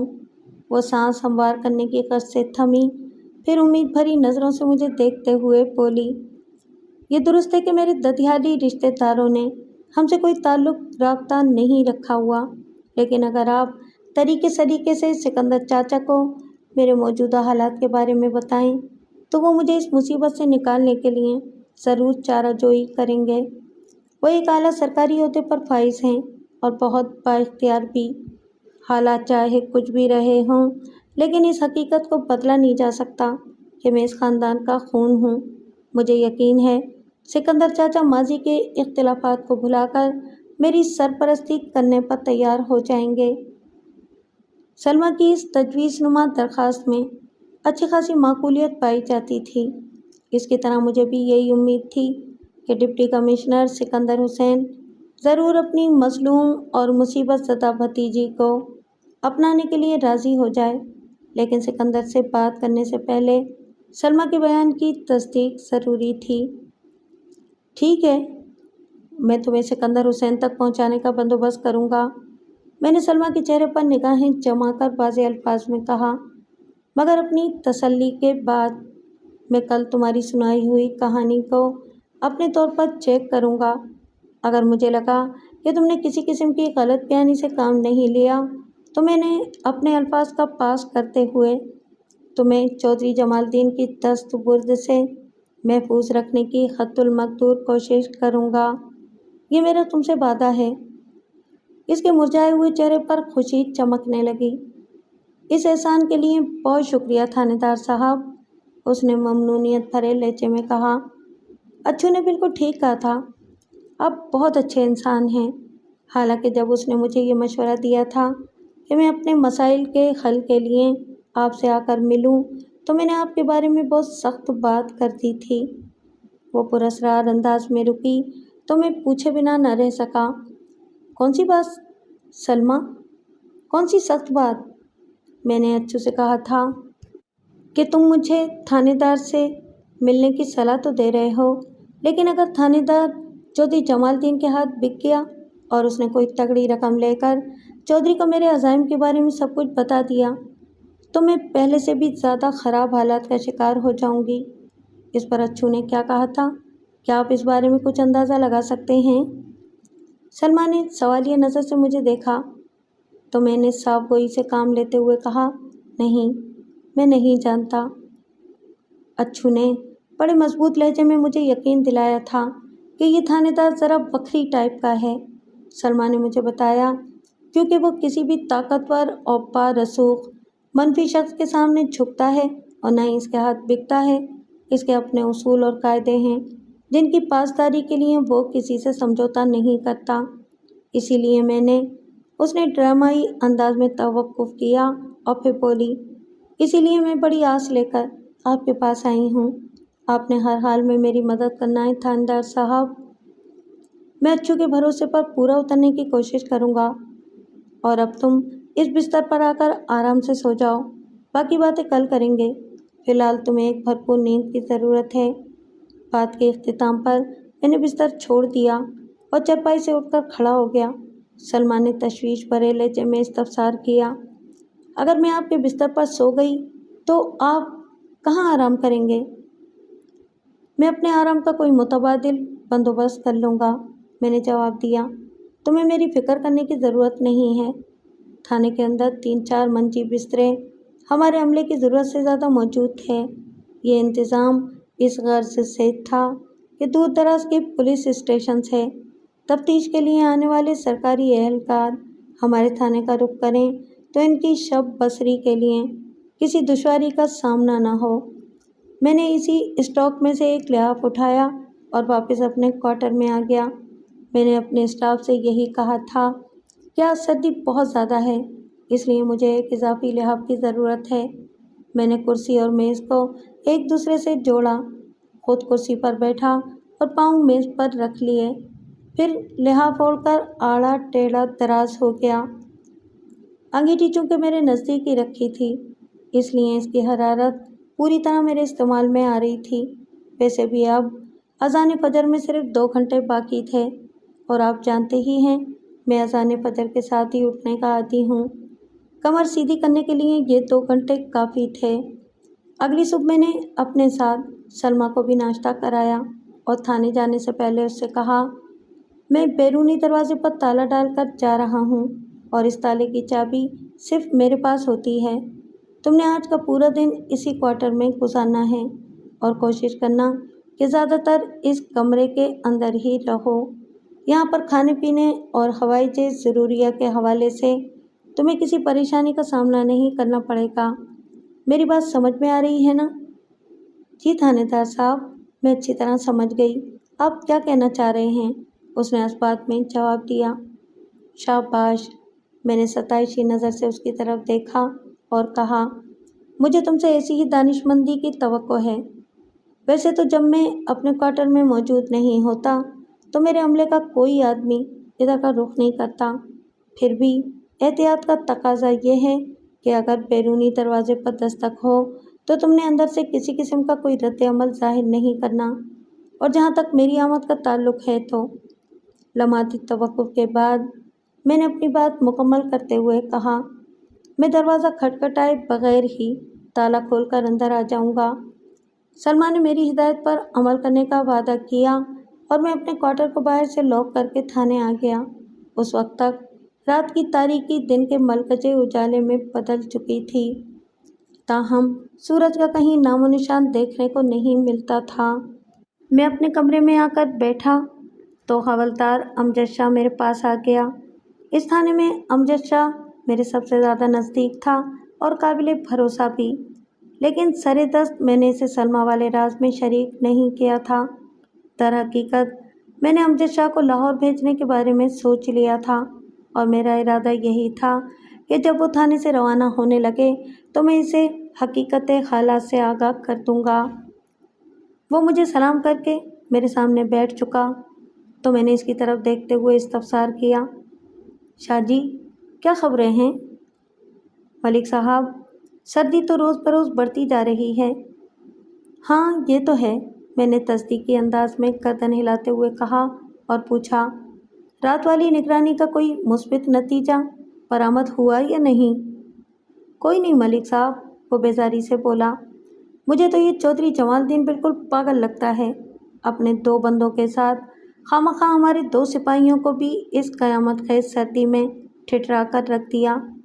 کانسٹیبل مظہر علی اور فرید احمد کی گویا کلفی جم کر رہ گئی ہے۔ امجد شاہ ایک زیرک، دوربین اور معاملہ فہم پولیس آفیسر تھا۔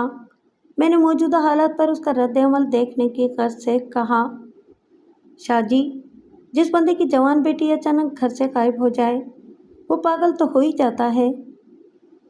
مجھے تو یہ چودھری جمال الدین کی کوئی چال لگتی ہے ملک صاحب، امجد شاہ نے گہری سنجیدگی سے کہا، یہ بات مجھ سے چھپی ہوئی نہیں کہ وہ 1 نمبر کا ڈرامے باز ہے۔ یہ بھی تو ہو سکتا ہے کہ اس نے اپنے مقصد کے حصول کی خاطر خود ہی بیٹی کو حویلی کے تہہ خانے میں بند کر دیا ہو اور اس کے فرار کی خبر اڑا کر اپنے بندوں کے ساتھ ہی ہمارے تھانے کے عملے کو بھی ذلیل و خوار کرتا پھر رہا ہے۔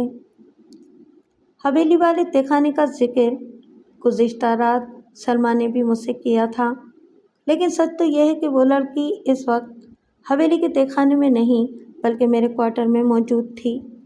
خیر، میں نے حوالدار کے خیالات سے آگاہی حاصل کرنے کے لیے سوال کیا، شاہ جی، کیا چودھری جمال الدین نے اپنی حویلی کے نیچے واقعی کوئی تہہ خانہ بنا رکھا ہے یا پھر یہ محض ایک افواہ ہی ہے؟ میری معلومات کے مطابق اس حویلی میں ایک چھوٹا سا زیر زمین کمرہ ہے جسے تہہ خانے کے بجائے قید خانہ زیادہ مناسب ہوگا۔ اس نے جواب دیا، وہ اپنے بدترین دشمنوں کو اس کمرے میں بند کر دیتا ہے۔ حوالدار امجد شاہ میرے مقابلے میں اس تھانے کے اسٹاف میں بہت پہلے سے شامل تھا اور مجھے وہاں تعینات ہوئے محض 1 سال ہوا تھا۔ میری بنسبت امجد شاہ اس علاقے اور وہاں موجود افراد کے بارے میں زیادہ بہتر جانتا تھا، لہٰذا میں اس حوالے سے حوالدار کے علم اور تجربے کو چیلنج نہیں کر سکتا تھا۔ چودھری جمال الدین کس کماش کا انسان ہے، اس کے کرتوتوں پر ہم بعد میں ریسرچ کریں گے، میں نے سرسری انداز میں کہا۔ وہ اچھو کے ساتھ اپنی بیٹی کے فرار کی شکایت لے کر ہمارے پاس آیا ہے تو اس کی فریاد پر کارروائی کرنا ہمارا فرض بنتا ہے کہ نہیں؟ آپ ٹھیک کہہ رہے ہیں ملک صاحب، وہ تائیدی انداز میں گردن ہلاتے ہوئے بولا، اور ہم چودھری جمال الدین کے ساتھ بھرپور تعاون بھی کر رہے ہیں۔ پچھلی رات 2 مرتبہ ہم نے اس کی فرمائش پر پورے تھانے حتیٰ کہ آپ کے کوارٹر کے اندر بھی اچھو اور سلمیٰ کو ڈھونڈا ہے اور رات بھر ہمارے 2 سپاہی ٹھنڈ میں اکڑتے رہے ہیں۔ اس سے زیادہ ہم چودھری جمال الدین کے لیے اور کیا کر سکتے ہیں؟ حوالدار کی میرے کوارٹر کی تلاشی والی بات پر میں دل ہی دل میں مسکرا کر رہ گیا، کیونکہ جس وقت امجد شاہ میرے کوارٹر کے اندر جھانک رہا تھا، ان لمحات میں شاطر دماغ نوعمر حسینہ سلمیٰ میرے کوارٹر کی چھت پر اپنی بقا اور حفاظت کی جنگ لڑنے میں مصروف تھی، اسی لیے وہ کسی کو میرے کوارٹر کے اندر نظر نہیں آئی تھی۔ باقی جہاں تک اشرف عرف اچھو نائی کا سوال تھا تو وہ بیچارہ سلمیٰ کے ساتھ تھا ہی نہیں تو کسی کو دکھائی کہاں دیتا۔ اس سے زیادہ ہم چودھری جمال کے لیے یہ کر سکتے ہیں شاہ جی کہ اچھو کے ماں باپ پر دباؤ ڈال کر کسی طرح یہ معلوم کرنے کی کوشش کریں کہ ان کا اکلوتا بیٹا کہاں غائب ہو گیا ہے۔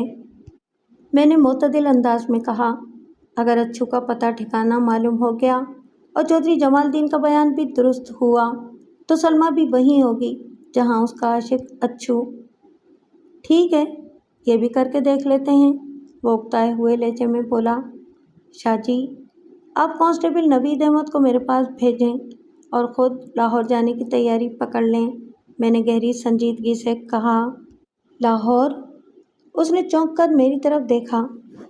وہ کس سلسلے میں ملک صاحب؟ سلسلہ تو وہی ہے جو پچھلی رات سے ہمارے گلے کا ہار بنا ہوا ہے شاہ جی، میں نے معنی خیز انداز میں کہا۔ سلمیٰ یا اچھو یا ان دونوں کو कहीं से भी बाजियाब करने का मामला। अमजद शाह ने मज़ीद कोई सवाल किए बगैर मजबूत लहजे में कहा, ठीक है मलिक साहब, अगर आपने मुझे लाहौर भेजने का फ़ैसला कर ही लिया है तो यकीनन इसके पीछे भी कोई रम्ज़ या मोहम्मद छुपा होगा। मैं 15 से 20 मिनट में आपको रेडी मिलूँगा। वेरी गुड, मैंने सराहने वाले अंदाज में कहा। अब आप नवीद को मेरे पास भेज दें ताकि इस दौरान मैं इससे बात कर लूँ। ओके मलिक साहब। वो उठकर खड़ा हो गया, फिर मुझे सल्यूट करने के बाद वो कमरे से निकल गया। जैसा कि मैं बता चुका हूँ कि कांस्टेबल नवीद अहमद मौजा रसूल नगर का रहने वाला था। सलमा ने गुज़िश्ता रात चौधरी नादिर अली के बारे में मुझे जो कुछ भी बताया था, इसकी तस्दीक या तरदीद के लिए नवेद से ज़्यादा मौजूद शख्स और कोई नहीं हो सकता था। नवेद अहमद ने कमरे में दाखिल होकर मुझे सलाम किया और मेरे इशारे पर वो एक कुर्सी खींचकर बैठ गया।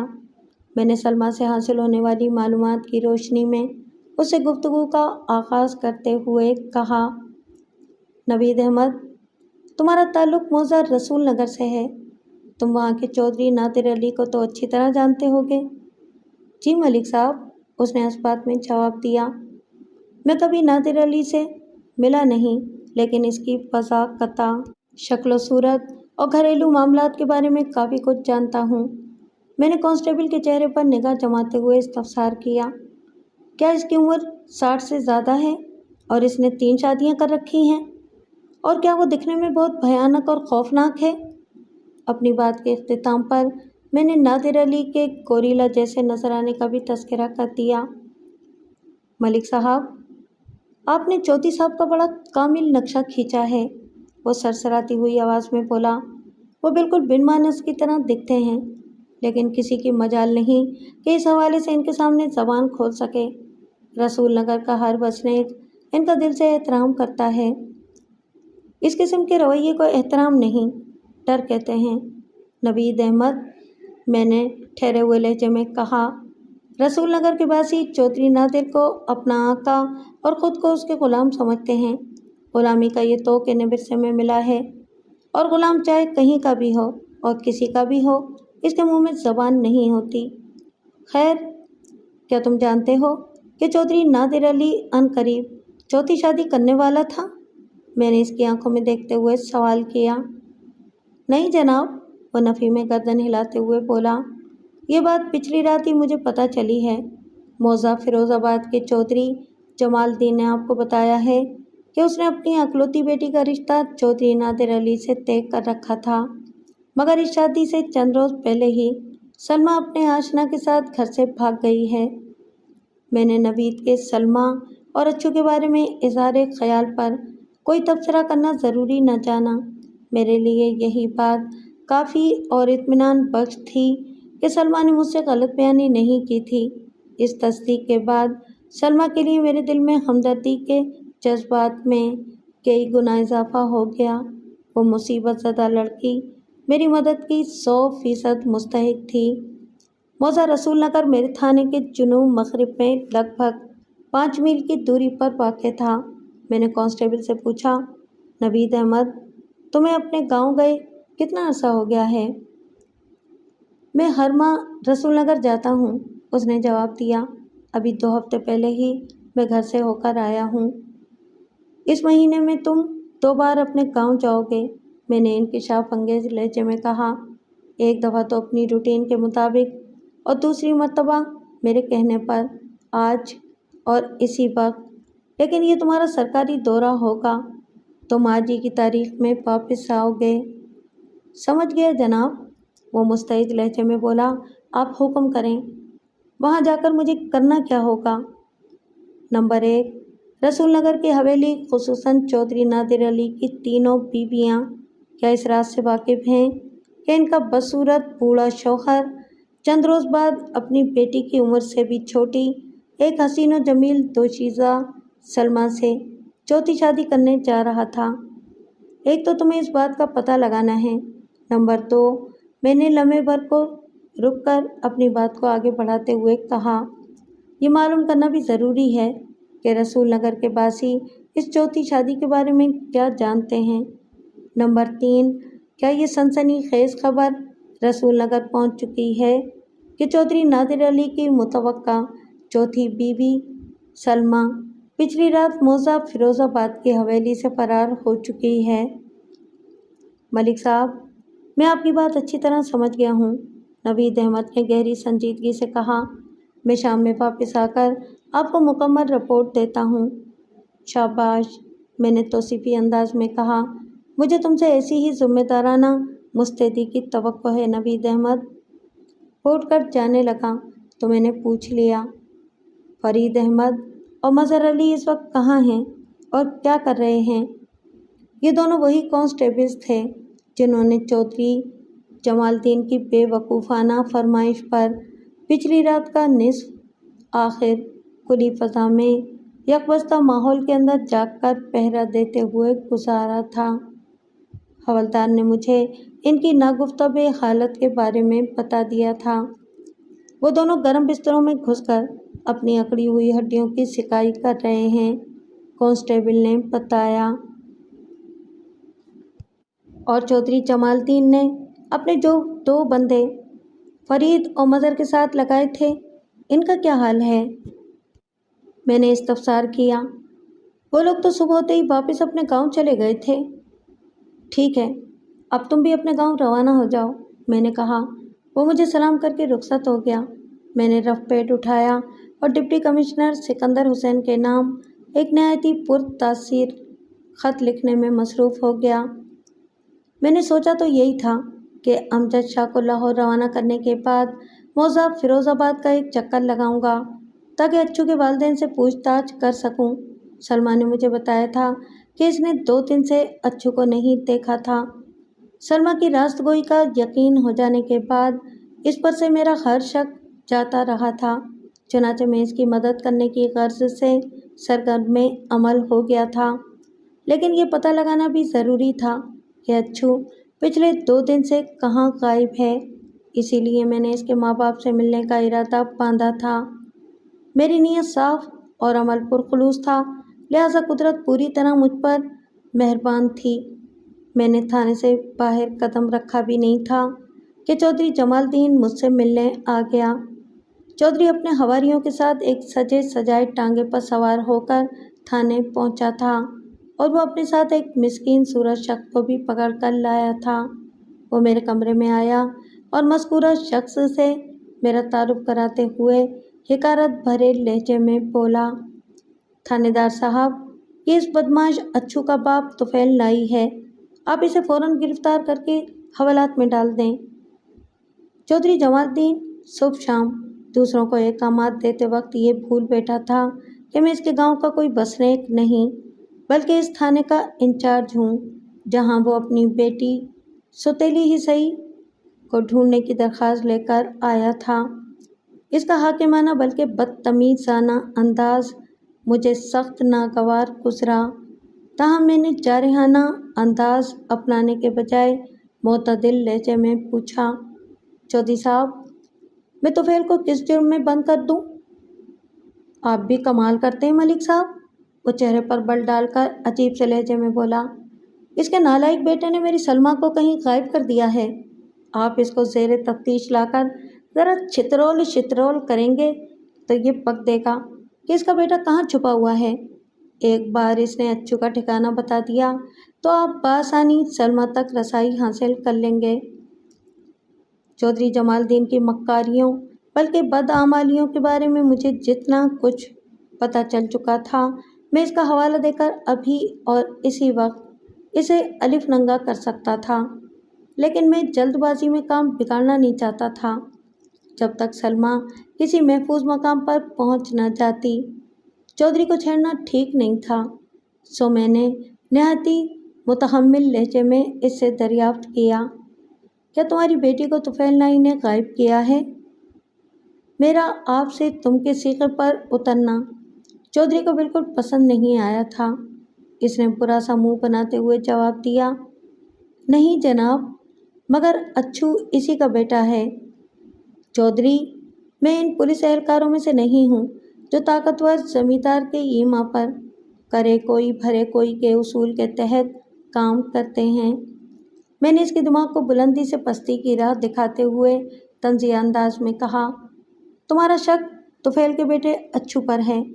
اگر تم اسے پکڑ کر یہاں لے آؤ تو میں اسے کڑی تفتیش کرنے کو تیار ہوں، مگر وہ شیطان تو میری بیٹی کو بھگا کر لے گیا ہے، وہ برہمی بھرے انداز میں بولا۔ میں اسے کہاں سے ڈھونڈ کر لاؤں؟ جمال الدین، تم چند منٹ کے لیے باہر برآمدے میں جا کر بیٹھو، میں نے روکھے پھیکے لہجے میں کہا۔ میں طفیل سے بات کرنے کے بعد تمہیں اندر بلاتا ہوں، پھر ہم سلمیٰ کی گمشدگی پر گفتگو کریں گے۔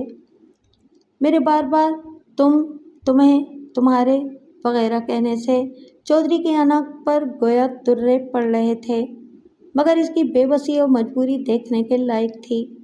وہ چاہتے ہوئے بھی مجھ سے کوئی سخت بات کرنے کی پوزیشن میں نہیں تھا۔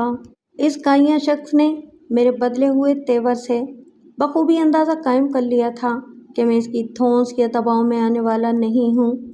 وہ مجھے لاچاری سے گھورتے ہوئے اٹھ کر کھڑا ہو گیا، پھر پاؤں پٹکتے ہوئے میرے کمرے سے باہر نکل گیا، گویا اس نے سارا غصہ اپنے پاؤں پر نکال دیا تھا۔ میں اس کی تکلیف کی پرواہ کیے بغیر طفیل نائی کی جانب متوجہ ہو گیا۔ طفیل کی عمر 60 اور 70 کے درمیان رہی ہوگی۔ وہ ایک درمیانہ قد اور دبلا پتلا شخص تھا۔ میں نے بڑی نرمی سے بات کرتے ہوئے اس سے پوچھا، تمہارا بیٹا اچھو اس وقت کہاں ہے؟ میں اچھو کے بارے میں یقین سے کچھ نہیں کہہ سکتا تھانے دار صاحب، وہ بھرائی ہوئی آواز میں بولا۔ وہ پچھلے 2 دن سے غائب ہے۔ 2 دن گزر گئے اور تم نے اسے تلاش کرنے کی کوشش بھی نہیں کی؟ میں نے سوالیہ نظر سے اس کی طرف دیکھا۔ کیا تم اس کے لیے ذرا سا بھی پریشان نہیں ہو؟ تمہیں کم از کم تھانے آ کر اس کی گمشدگی کی رپورٹ تو درج کرانا چاہیے تھی۔ وہ ایسا ہی من موجی انسان ہے سرکار، وہ ایک گہرا سانس لیتے ہوئے بولا۔ 2 اور 3 دن کے لیے بغیر بتائے اسی طرح غائب ہو جاتا ہے اور پھر خود ہی واپس بھی آ جاتا ہے، اسی لیے میں نے اس کے بارے میں فکر مند ہونا چھوڑ دیا ہے۔ اچھو کی ماں کہتی ہے۔ اس نے معنی خیز انداز میں توقف کیا اور پھر بولا، کسی بدبخت نے ہمارے جوان جہان پتر پر جادو ٹونا کرا دیا ہے، وہ تعویذ گنڈوں کے اثرات میں گھرا ہوا ہے۔ میں نے بڑی محنت اور لگاؤ سے اچھو کو اپنا خاندانی کام سکھایا ہے، وہ مجھ سے بھی اچھا کاریگر ہے، مگر پتہ نہیں اس کا دل اس کام میں کیوں نہیں لگتا۔ کبھی کبھی تو مجھے بھی اس کی ماں کی بات درست لگتی ہے، میرے اچھو پر کسی نے بندش وغیرہ کرا رکھی ہے۔ ایک بات کا تو مجھے بخوبی اندازہ ہو گیا کہ طفیل نائی اچھا خاصا باتونی تھا۔ وہ 1 یا 2 جملے میں میرے سوال کا جواب دے سکتا تھا، مگر اس نے الف لیلا کھول کر رکھ دی تھی۔ تمہیں یہ تو پتہ ہی ہوگا کہ جب بھی اچھو گھر سے غائب ہوتا ہے تو وہ یہ وقت کہاں گزارتا ہے؟ میں نے اس کے چہرے پر نگاہ جما کر استفسار کیا، کیا وہ گاؤں کے اندر ہی موجود رہتا ہے یا کہیں اور چلا جاتا ہے؟ زیادہ تر اس کے 2 ٹھکانے ہیں، اس نے بتایا، لائل پور میں اس کے چاچے کا گھر یا پھر سرگودا میں اس کی ماسی کا گھر۔ ٹھیک ہو گیا، میں نے معتدل انداز میں کہا، لیکن اس مرتبہ اچھو کی گمشدگی کے ساتھ ایک سنگین معاملہ بھی جڑا ہوا ہے۔ چودھری جمال الدین نے تھانے میں اچھو کے خلاف رپورٹ درج کرائی ہے کہ اس نے پچھلی رات اس کی بیٹی سلمیٰ کو اغوا کر لیا ہے۔ چودھری صاحب ایسی ہی باتیں کرتے پھر رہے ہیں، وہ رونی صورت بنا کر بولا، لیکن میں سونے رب کی قسم کھا کر کہتا ہوں کہ میرا اچھو ایسا برا کام نہیں کر سکتا۔ چودھری صاحب خواہ اس پر الزام لگا رہے ہیں۔ یہ درست ہے کہ سلمیٰ گاؤں سے غائب ہے، لیکن اس کی گمشدگی میں اچھو کا ہاتھ نہیں ہے۔ طفیل، تمہیں کسی بھی قسم کی قسم کھانے کی ضرورت نہیں ہے، میں نے معتدل انداز میں کہا۔ میں جانتا ہوں کہ اچھو ایک بہت ہی اچھا انسان ہے۔ اس بی بے بندے نے چودھری جمال الدین کی بیٹی سلمیٰ کو اغوا نہیں کیا، لیکن چودھری کا تو یہی دعویٰ ہے۔ میں نے لمحاتی توقف کر کے اس کی آنکھوں میں جھانکا، پھر رازدارانہ انداز میں پوچھا، کیا تم چودھری کی وجہ سے خوفزدہ ہو؟ جی، وہ اس بات میں گردن ہلاتے ہوئے بولا، انہوں نے تو پورا فیروز آباد سر پر اٹھا رکھا ہے۔ وہ ہر کسی سے کہتے پھر رہے ہیں کہ اچھو کو ساری زندگی کے لیے جیل میں سڑا دیں گے۔ چودھری جمال الدین سے ڈرنے کی ضرورت نہیں ہے طفیل، میں نے تسلی آمیز انداز میں کہا۔ اب تم اپنے گھر جاؤ، چودھری اور اس کی دھمکیوں کو میں خود دیکھ لوں گا۔ وہ بے یقینی سے مجھے تکنے لگا، لیکن کوئی سوال جواب کیے بغیر وہ اچھا جی کہتے ہوئے اٹھا اور عقیدت بھرے انداز میں مجھے سلام کر کے چپ چاپ میرے کمرے سے نکل گیا۔ میں نے چودھری جمال الدین کو اندر بلا لیا۔ ملک صاحب، یہ آپ نے کیا کر دیا؟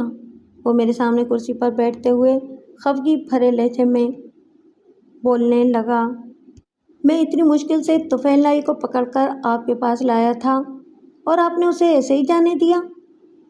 جمال الدین، میں نے بدستور اسے ادب و احترام سے عاری لہجے میں مخاطب کرتے ہوئے کہا، تم یہ بات اچھی طرح جانتے ہو کہ فیروز آباد کے اندر تمہارے لیے کوئی بھی کام مشکل نہیں ہے، اور میں تم پر واضح کر رہا ہوں کہ فیروز آباد کے اندر اور باہر کہیں بھی میرے لیے کوئی کام دشوار نہیں ہے۔ اگر میں نے اسے ایسے ہی جانے دیا ہے تو ایسے ہی دوبارہ گردن سے پکڑ کر واپس لانے کا اختیار بھی رکھتا ہوں۔ ویسے، میں نے ڈرامائی انداز میں توقف کیا اور پھر چودھری کے چہرے پر نگاہ گاڑ کر سرسراتی ہوئی آواز میں اضافہ کر دیا، میں نے طفیل لائی کو خواہ نہیں چھوڑا۔ تو پھر؟ وہ الجھن زدہ لہجے میں پوچھنے لگا۔ لوہے کو کاٹنے کے لیے لوہا ہی استعمال کیا جاتا ہے، اور سانپ کے زہر کا تریاک زہر مورا بھی اسی کے زہر سے تیار کیا جاتا ہے۔ میں چور کو اس کے گھر تک پہنچائے بغیر سکون کی سانس نہیں لے سکتا۔ سو چودھری جمال الدین کے مکر و فریب کے جواب میں نے بھی ریاکاری سے کام لیتے ہوئے رازدارانہ انداز میں کہا، طفیل لائی نے مجھے بتا دیا ہے کہ اچھو کہاں گیا ہے۔ کیا واقعی؟ وہ کرسی پر اس طرح بے ساختہ اچھلا جیسے اس کی تشریف کے اندر سے کوئی مضبوط اسپرنگ نکل آیا ہو۔ ہاں واقعی، میں نے ٹھٹرے ہوئے لہجے میں جواب دیا۔ وہ نیچ ذات کمینہ اس وقت ہے کہاں؟ وہ غصیلے انداز میں پوچھنے لگا۔ اچھو اس وقت اپنی خالہ کے گھر میں ہے جو سرگودا میں رہتی ہے، میں نے چودھری جمال الدین کے سوال کے جواب میں درو کوئی ازروئے مصلحت سے کام لیتے ہوئے کہا۔ اگر تمہارا یہ دعویٰ درست ہے کہ اچھو سلمیٰ کو اپنے ساتھ بھگا لے گیا ہے تو سلمیٰ کو بھی وہیں سرگودا میں ہونا چاہیے۔ میں فی الفور ایک پولیس پارٹی کو سرگودا روانہ کر رہا ہوں جو سلمیٰ کو عزت و احترام کے ساتھ اور اچھو کو گھسیٹتے ہوئے کل صبح سے پہلے یہاں لائیں گے۔ ملک صاحب، آپ تو بڑے زبردست تھانے دار ہیں، وہ میری طرف دیکھتے ہوئے خوش آمدانہ انداز میں بولا۔ آپ نے ناممکن کو ممکن کر دکھایا ہے، مگر تم تو تھوڑی دیر پہلے مجھ پر ناک منہ چڑھا رہے تھے، میں نے چبھنے والے انداز میں کہا۔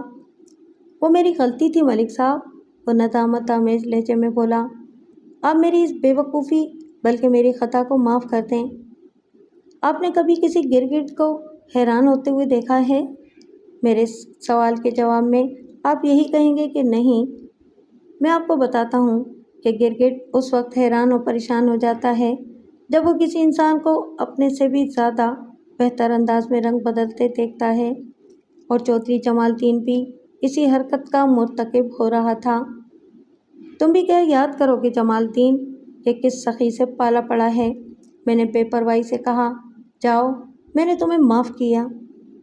بہت شکریہ ملک صاحب، وہ تشکرانہ نظر سے مجھے دیکھتے ہوئے جلدی سے بولا۔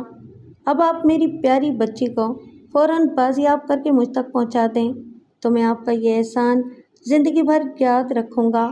وہ لمحے بھر کو تھما، پھر ملتجیانہ انداز میں بولا، میں چاہتا ہوں اس افسوسناک واقعے کی خبر چودھری نادر علی تک پہنچنے سے پہلے سلمیٰ اپنے گھر آ جائے۔ میں چودھری جمال الدین کو اس وقت تک ٹرک کی بتی کے پیچھے لگائے رکھنا چاہتا تھا جب تک سلمیٰ میرے کوارٹر سے نکل کر کسی محفوظ ٹھکانے پر پہنچ نہیں جاتی، اور مجھے یقین تھا کہ ایسا ضرور ہوگا۔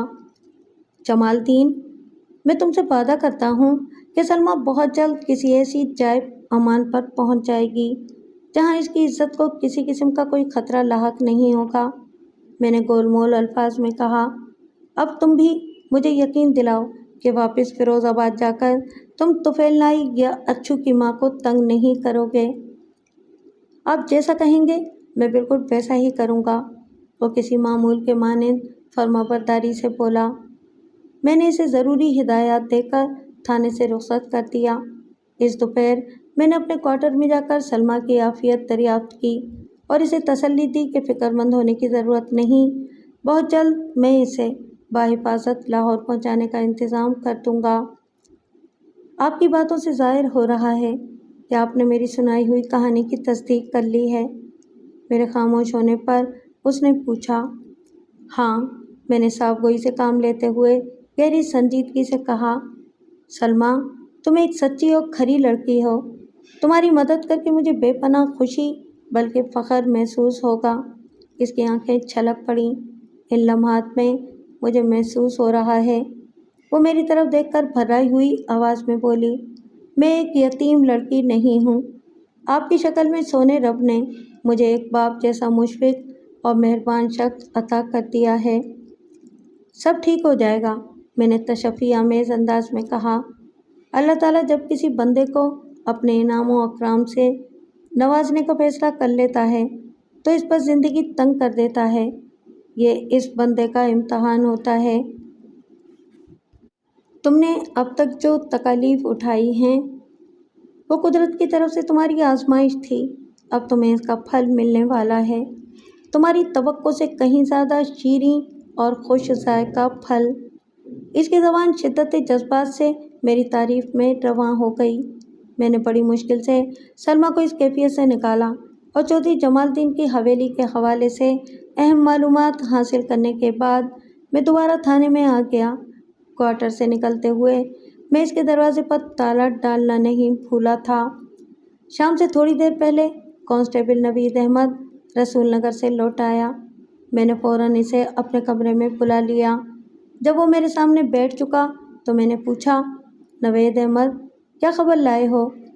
اس کی پیش کردہ رپورٹ کے مطابق رسول نگر کے باسی چودھری نادر علی کی متوقع چوتھی شادی سے تو آگاہ ہو چکے تھے، لیکن وہاں پر ابھی تک کسی کو یہ معلوم نہیں تھا کہ نادر علی کی ہونے والی چوتھی بیوی سلمیٰ حویلی سے فرار ہو گئی تھی۔ اسی رات عشاء کی اذان کے وقت حوالدار امجد شاہ لاہور سے واپس آ گیا اور وہ خالی ہاتھ یا بذریعہ پبلک ٹرانسپورٹ نہیں لوٹا تھا۔ میں نے ڈپٹی کمشنر سکندر حسین کے نام جو چٹھی تحریر کی تھی، اس کے اندر میں نے اس کی بھتیجی سلمیٰ کی تکالیف، مصائب اور موجودہ حالات کا اجمالی ذکر بڑے مناسب اور پر اثر الفاظ کے ساتھ کیا تھا، جو میری توقع سے کہیں بڑھ کر نتیجہ خیز ثابت ہوا۔ ڈپٹی کمشنر صاحب اپنی محکمہ جاتی مصروفیات کے باعث خود تو نہیں آ سکے تھے، تاہم انہوں نے سلمیٰ کو ریسکیو کرنے کی غرض سے اپنی سرکاری جیپ، 2 بابردی مسلح گارڈز اور مشتاق ڈرائیور کو امجد شاہ کے ساتھ بھیج دیا تھا۔ سکندر حسین نے میرے خط کا جواب بھی دیا تھا، جس کا مضمون کچھ اس طرح تھا، ملک صاحب، آپ جیسے پولیس آفیسر کو میں سلام کرتا ہوں۔ آپ کی انسانی ہمدردی، پرخلوص طرز عمل اور انتہائی جرأت مندانہ اقدام نے مجھے متاثر کیا ہے۔ میں نے بھائی صاحب دلاور حسین کے انتقال کے بعد اپنی بھاوت سغرا اور سلمیٰ کو اس جہنم کدے سے نکالنے کی کوشش کی تھی، لیکن سغرا نے میری ساری محنت پر پانی پھیر دیا تھا، پھر میں خود ہی پیچھے ہٹ گیا تھا۔ اگر کوئی انسان اپنی مرضی سے عذابناک زندگی گزارنے کا خواہاں ہو تو کوئی دوسرا بھلا اس کے لیے کیا کر سکتا ہے؟ بہرحال آپ سلمیٰ کو پوری بے فکری اور اطمینان کے ساتھ میرے آدمیوں کے حوالے کر دیں، باقی سب میں خود دیکھ لوں گا۔ کبھی آپ کا لاہور آنا ہو تو میرے غریب خانے پر بھی تشریف لائیے گا۔ آپ جیسے فرض شناس اور نڈر پولیس آفیسر سے مل کر مجھے بہت خوشی ہوگی۔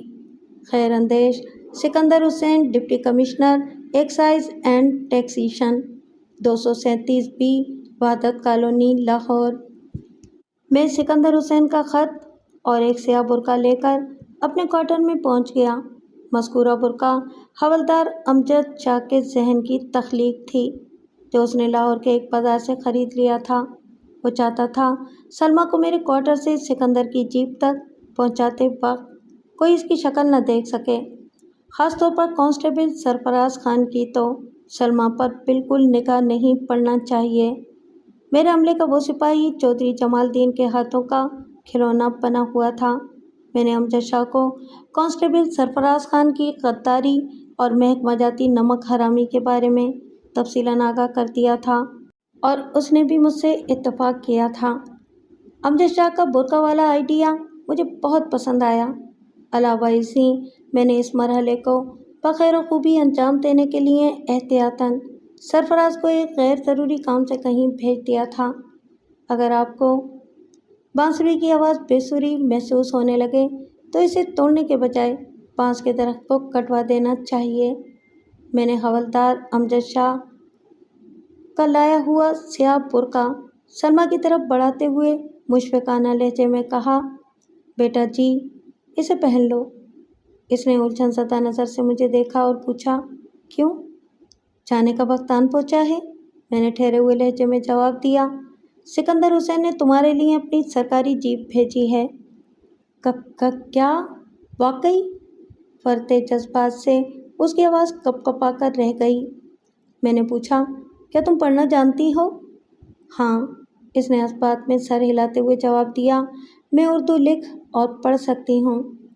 میں نے کمرے میں روشن لالٹین کی لو بڑھاتے ہوئے سکندر حسین کا خط سلمیٰ کی جانب بڑھا دیا اور کہا، تب تو تمہیں اس کو ضرور پڑھنا چاہیے۔ اس نے میرے ہاتھ سے وہ چٹھی لے لی اور دھڑکتے ہوئے دل کے ساتھ اسے پڑھنے لگی۔ میں نے اس دوران میں اس کے چہرے پر نگاہ گاڑ رکھی تھی۔ میں نے اپنی زندگی میں ہزاروں چہروں پر چمکتی خوشی کو اپنی آنکھوں سے دیکھا ہے، لیکن لالٹین کی زرد روشنی میں اس وقت مجھے سلمیٰ کے چہرے اور آنکھوں میں جو تاثرات نظر آئے، ان کا رنگ ڈھنگ اور انداز ہی انوکھا اور نرالا تھا۔ میں سلمیٰ کی جذبات انگیز اور مسرت آمیز کیفیت کو الفاظ میں بیان کرنے سے قاصر ہوں۔ ڈپٹی کمشنر صاحب کے خط کو کئی بار پڑھنے کے بعد وہ بے ساختہ میرے سینے سے لگ گئی اور خوشی سے معمول لہجے میں بولتی چلی گئی، میں جانتی تھی میرے ابا جی کے خاندان کا خون جوش مارے گا اور سکندر چاچا مجھے ضرور اپنے پاس بلا لیں گے۔ میں بہت جلد اپنی ماں کو بھی اس شیطان چودھری جمال الدین کے قبضے سے نکال لوں گی۔ میں نے شفقت بھرے انداز میں تھپک کر سلمیٰ کو خود سے الگ کیا اور گمبھیر انداز میں کہا، میں تمہاری خواہش پوری کرنے کی کوشش کروں گا۔ بہت جلد تمہیں یہ خبر ملے گی کہ جمال الدین عدالت سے ایک لمبی سزا پا کر جیل کی سنگلاخ دیواروں کے پیچھے چلا گیا ہے، انشاءاللہ۔ سلمیٰ اس طرح خوش ہو گئی جیسے میرے الفاظ نے دنیا جہان کے خزانے اس کے قدموں میں ٹھہر کر دیے ہوں۔ میرے پاس زیادہ وقت نہیں تھا، لہٰذا میں نے نہایتی احتیاط کے ساتھ اسے اپنے کوارٹر سے نکال کر باہر نیم پختہ سڑک پر کھڑی سکندر حسین کی سرکاری جیپ کے اندر پہنچا دیا۔ اگلے ہی لمحے مذکورہ جیپ وہاں سے روانہ ہو گئی۔ سلمیٰ کے ساتھ گزرے ہوئے مختصر سے وقت نے میرے دل و دماغ پر گہرے جذباتی اثرات مرتب کیے تھے۔ جب وہ جیپ اندھیرے کا حصہ بن کر میری نگاہ سے اوجھل ہو گئی تو یک بستہ ماحول میں نیم پختہ سڑک کے کنارے کھڑے مجھے یوں محسوس ہو رہا تھا جیسے میں نے ابھی ابھی اپنی سگی بیٹی کو اپنے ہاتھوں سے ودا کیا ہے۔ بیٹی چاہے کسی کی بھی ہو، اپنے بابل سے اس کا تعلق دنیا کا سب سے حیرت انگیز اور روح پرور رشتہ ہے۔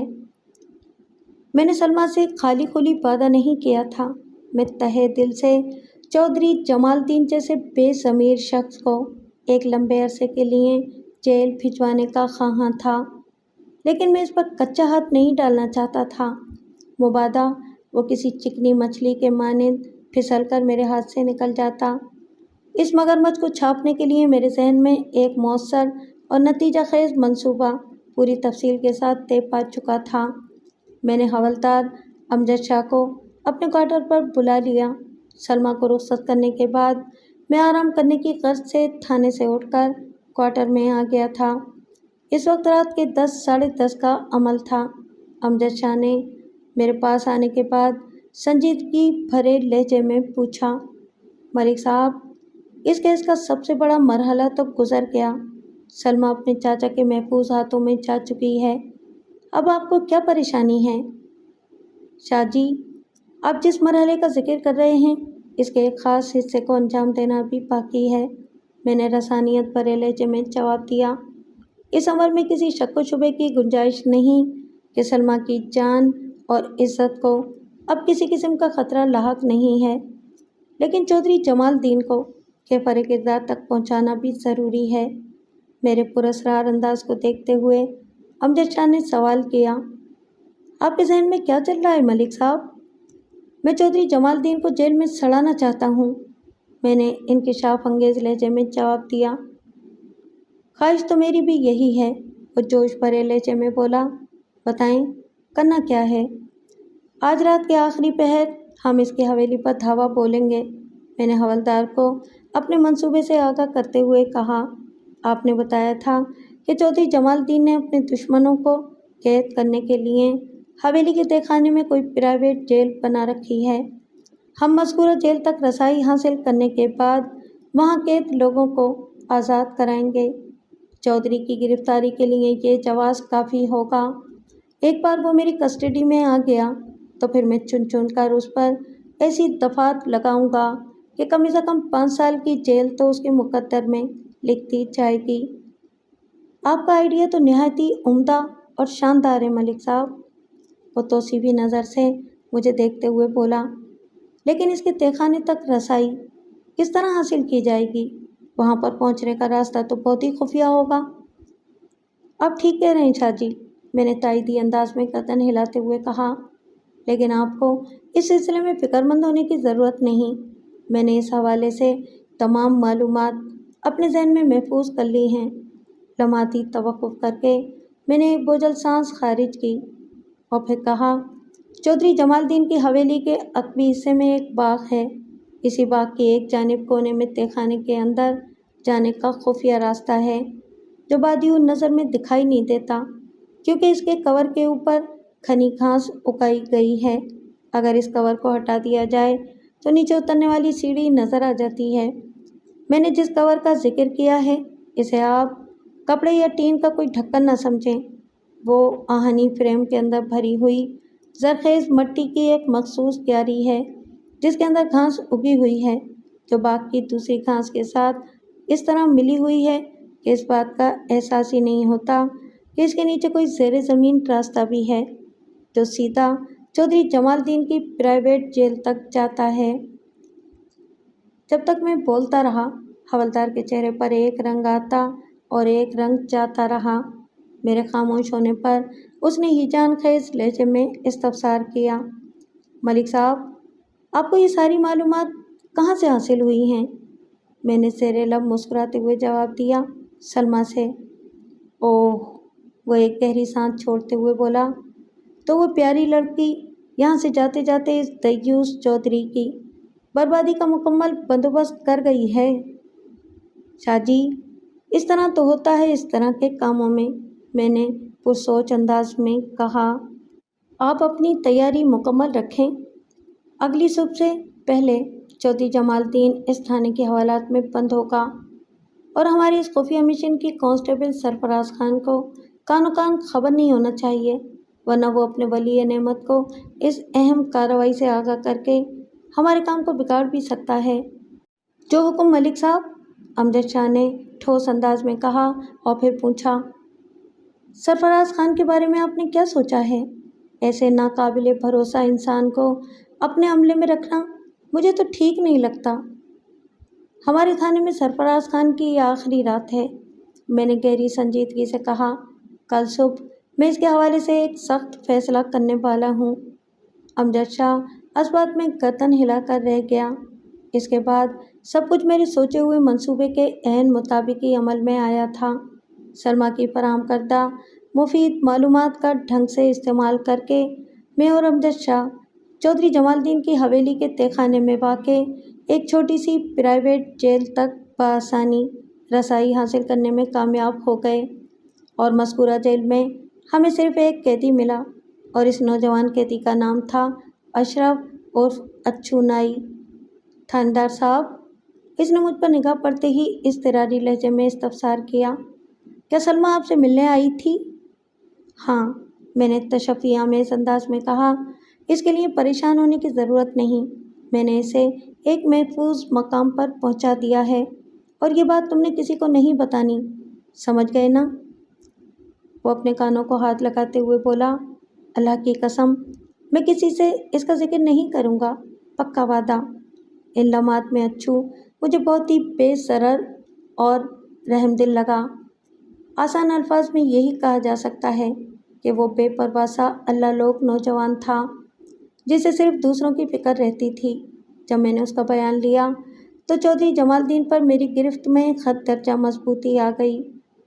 تھانے صاحب، 3 دن پہلے چودھری جمال کے بندوں نے مجھے اٹھا کر اس تہہ خانے میں پہنچا دیا تھا، اچھو نے مجھے بتایا۔